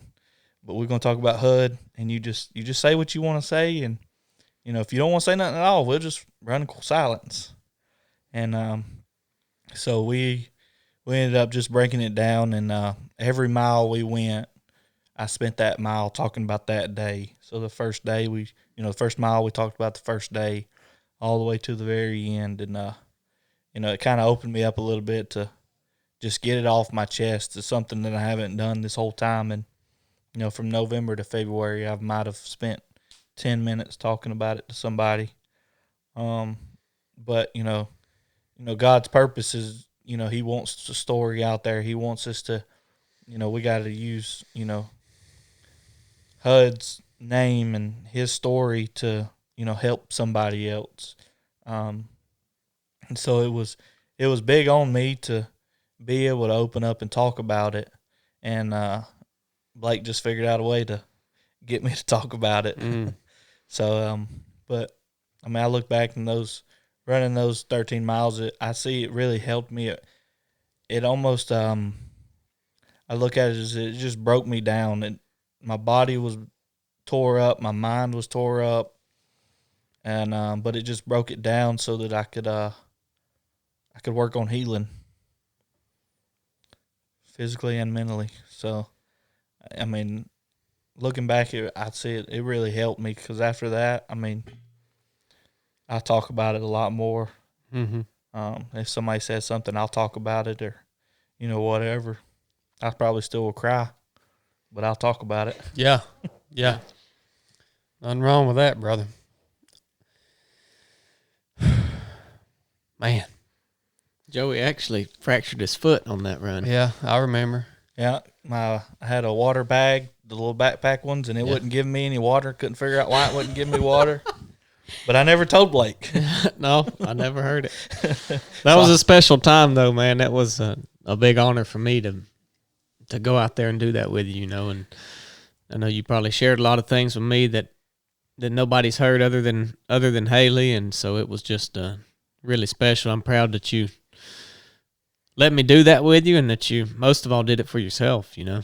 Yeah, it's helped. I mean, I'm very glad that I did it. And so I mean, it was rough, but it was well worth it. Mm-hmm. Yeah. So what is what's going on now with Huds Heart? So we are about to have our first big event as a nonprofit on Hud's birthday, or around Hud's birthday. It'll be on November the 12th. We're going to do a 5K in Hud's honor for his first birthday. So that'll be our first big event that we showcase for Huds Heart. All of the funds from that we're going to donate to Children's Healthcare of Atlanta, to the Kids at Heart program, and also to the inpatient families, because it'll be right there at Christmas. Mm-hmm. And we knew at Christmas last year that we would be inpatient, and we were kind of like, what are we going to do? You know, like, we're going to have to celebrate Christmas in this hospital room. And a lot of people do. Like, we would walk through the halls, and we had put a little tree in Hud's room. Other people had trees in their room. And, I mean, it's a tough reality when you walk those halls and you think about the magic of Christmas, and then you think about, well, you're at the hospital. Mm-hmm. You know, there ain't nothing magic about that. And so we're going to donate different things to the people that are inpatient to make it a little less unbearable at Christmas and through the holidays. Where's that going to be, the 5K? So we're going to run the Silver Comet Trail in Rockmart. We're going to start at Nathan Dean, and it's a really peaceful run. It'll be down through the park, and then we'll do like a big loop to come back. It's going to be a color run, so it's going to be a lot of fun. What where is there a website or? Yeah, there is a website. So you can go to hudsheart.com, and there's a register tab on there. It takes you straight to the race website. You can register from there. You can donate from there. You can read about our story and kind of our mission and what really pushes us behind Huds Heart there.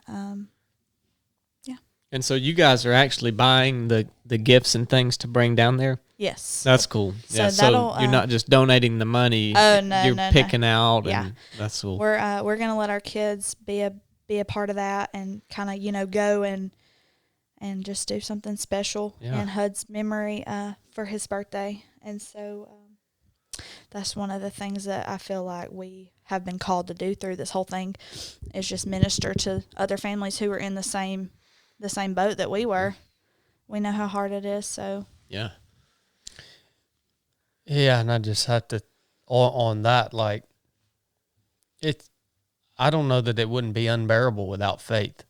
Oh, absolutely. Yeah, I that's say that one all of the the biggest time. things that we say all the time is, going through this, when we first found out, all the way from the time we found out, Haley's on Facebook and Instagram and all that, and she got in some groups and stuff like that. And I did a lot of research on different cardiac defects and different families and how they coped with things. And one day I felt like the Lord was just like, you should share your story. And I was like, what? I went to Rockmart High School. I don't know if you know me, but Lord, I don't know if I can do that. I went to Paulding County High School. So You pulled a Moses on him, didn't you? yeah, I was like, what? Yeah. So that just kept getting pressed on me, and so social media is a huge thing. And so I think during the time that HUD was inpatient, at one point I think we had like 3,500 shares on one of my posts, and we had so many people praying for HUD during that time. So we're really excited to see how big Huds Heart can get, and not just for, those families, but for the glory of God. And we want to glorify Him through this pain, and, let Him use it for the purpose of, Hud's life had a lot of purpose, and we're only seeing a glimpse of that at this moment. But I know just through what we've experienced, and, different people coming to me, and Hud's nurse, she was one of the biggest ones. She called me after Hud passed away, and they would always fight over Hud, and I was like, I don't understand why they're fighting over caring for him, because in my neck of the woods, we call this a train wreck. He's on so many different things, and I mean, it's like moment to moment sometimes. And so they were saying, well, I'm going to care for him tomorrow. And I was like, why are y'all fighting over him? And they told us, well, we just love to be around you guys. Like, we've never seen this. It's easy to get caught up in, when you're in the cardiac intensive care, like people who are mourning and not really, trusting God for whatever He's trying to do and what He's trying to show. And so they felt like the room was just full of peace, and they hardly ever see that. And so after Hud passed away, his nurse, one of his primary nurses, called me, and she was talking to me, and she says, I'm sorry I couldn't be there on the day that Hud passed away. If I would have known, I would have came. And she says, I want you to tell your pastor that he changed my life, and you and Joey, y'all have changed me forever, and you'll change the way that I experience things now and the outlook that I have on life. Because we learned pretty early on that, I think probably like on day 3, she starts asking us questions, because I've got the worship music going 24/7 in Hud's room, and like when on Sundays, I would turn on church and we would listen to James preach. And there was one time that they had FaceTimed us at the altar, and we put the phone on Hud, and they, somebody stood in and they anointed somebody at the church, but I had the phone on FaceTime on Hud, and so they were praying over Hud. And so me and Joey are at the bed, and we're crying, and she's in the background, she's crying, and it's just a moment that you just don't really forget, And so she told me later that we had changed her life in so many ways, and I was like, well, that's Hud's purpose, that's and I don't really know what all the big things entail, but I know that something bigger is going to happen. It's going to come from his story. I think there's a whole conversation, a whole nother podcast around that whole topic right there, because I think you will have a lot of people that are Christian or non-Christian that will listen to this and say, well, you guys had this faith, and you guys were praying for healing and this miracle, right? And yes. and okay, well, God didn't. People will say God didn't provide that miracle, right? So what is this that you're talking about? But you described the miracle in many ways in the account that you just told, because here is the thing. Jesus Christ already provided the miracle. The miracle is that He rose from the dead, giving us, as His children, victory over eternal damnation. Yes. Okay, the miracle's already, y'all don't understand this. The miracle has already been provided. We live in a world where physical death is a reality. We live in a world where we as human beings are going to suffer. We live in a world where we as human beings are going to get sick, where we're all eventually going to pass from this place to another. That is the reality of it. The miracle is not that God comes down and takes away your cancer. The miracle is not that Jesus comes down and heals you from whatever it is that's ailing you. That's not the miracle. The miracle is that in the midst of suffering, in the midst of sickness, in the midst of dying, in the midst of whatever it is that you've got going on in life, the miracle is God has already overcame that. The miracle is that God can come in and provide peace in the midst of all of that. That's the miracle. Yeah. And y'all don't get this, man. Faith is in that all things will work for the good of what Christ is. All things will work to his advantage when you have surrendered control unto him. All things, including sickness, including death, including suffering, including bad times, include all those things. When you have surrendered to him, it doesn't mean that you won't have to walk through that. Yeah, you're going to have to walk through it, son. That's part of being in this physical world that we live in. And when you hear us men and women of faith talking about our faith and asking for healing, well, we are commanded to ask for healing because that's part of our faith. But if the healing doesn't come in the way that we expect it to come, in the way that we would like it to come, it doesn't matter because the healing has come in a bigger way than anything we could have ever prayed for or asked for. We're asking for a little piddly extension of time on this earth.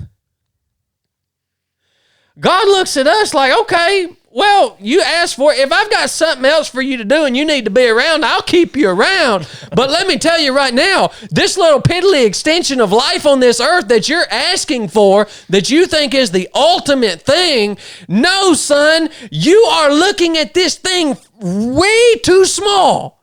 I've already given you the miracle. Y'all know that. People don't know that, man. So they laugh at our faith. Right. They say, what, where was your God? Mm-hmm. My God done been here. 2022 years ago, he was here on this earth. And he died on a cross. He went and was buried, and he defeated death and eternal damnation for all of his sons and daughters. When he rose again, rolled the stone away, and walked out of the freaking tomb, man. Y'all don't get this, man. You're looking at this too small. Mm-hmm. Listen to what Haley just told you. That no matter what it is, our God is so powerful. What he has done, not what he is doing, what he has already accomplished is what brings peace into whatever the situation is. And nobody else that is not in the body of Christ can experience that peace in the midst of the pain of this life. And that's why when people see it, whoa, this joker going through some hard times, but there's some kind of peace right here. I don't get that. How is that happening? Well, no, man, that was something that was accomplished 2022 years ago. Mm-hmm. You just ain't figured it out yet. That's what Haley's trying to tell you right now.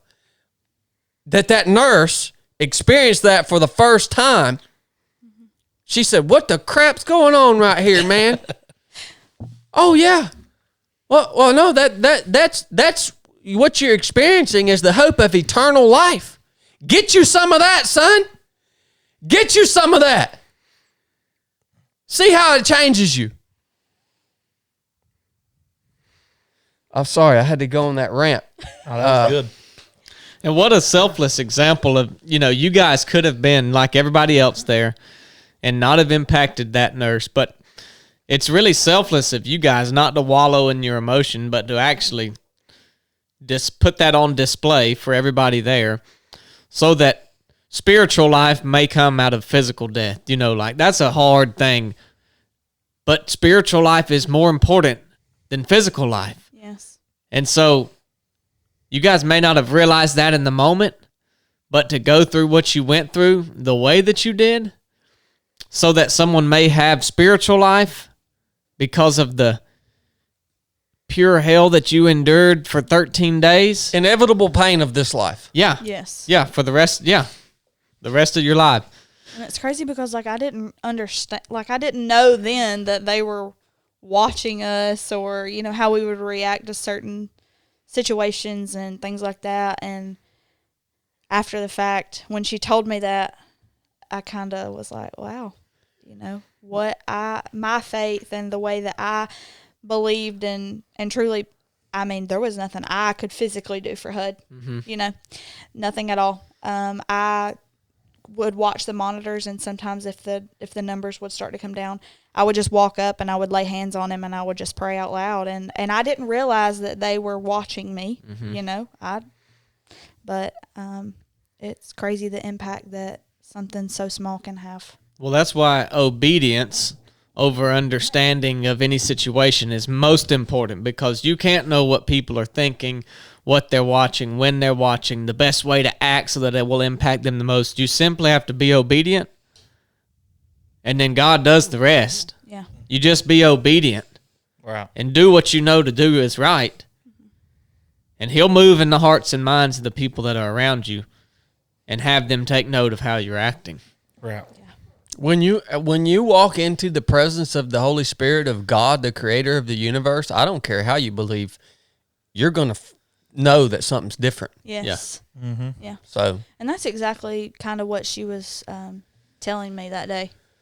Like how she's been a cardiac nurse for 23 years, and she's never really experienced the feeling that she got when she walked to our room. And I told her, I said, well, you know, like it's definitely the Holy Spirit, but it also was months of preparation. Like I put on that armor months ago, and I didn't know what was gonna go of it, but I knew that we had to fight, and putting on that armor and just suiting up in my faith and really relying and trusting in God and whatever He was trying to show us during that time. Like I knew that whatever He was doing, it was going to be big. mm-hmm.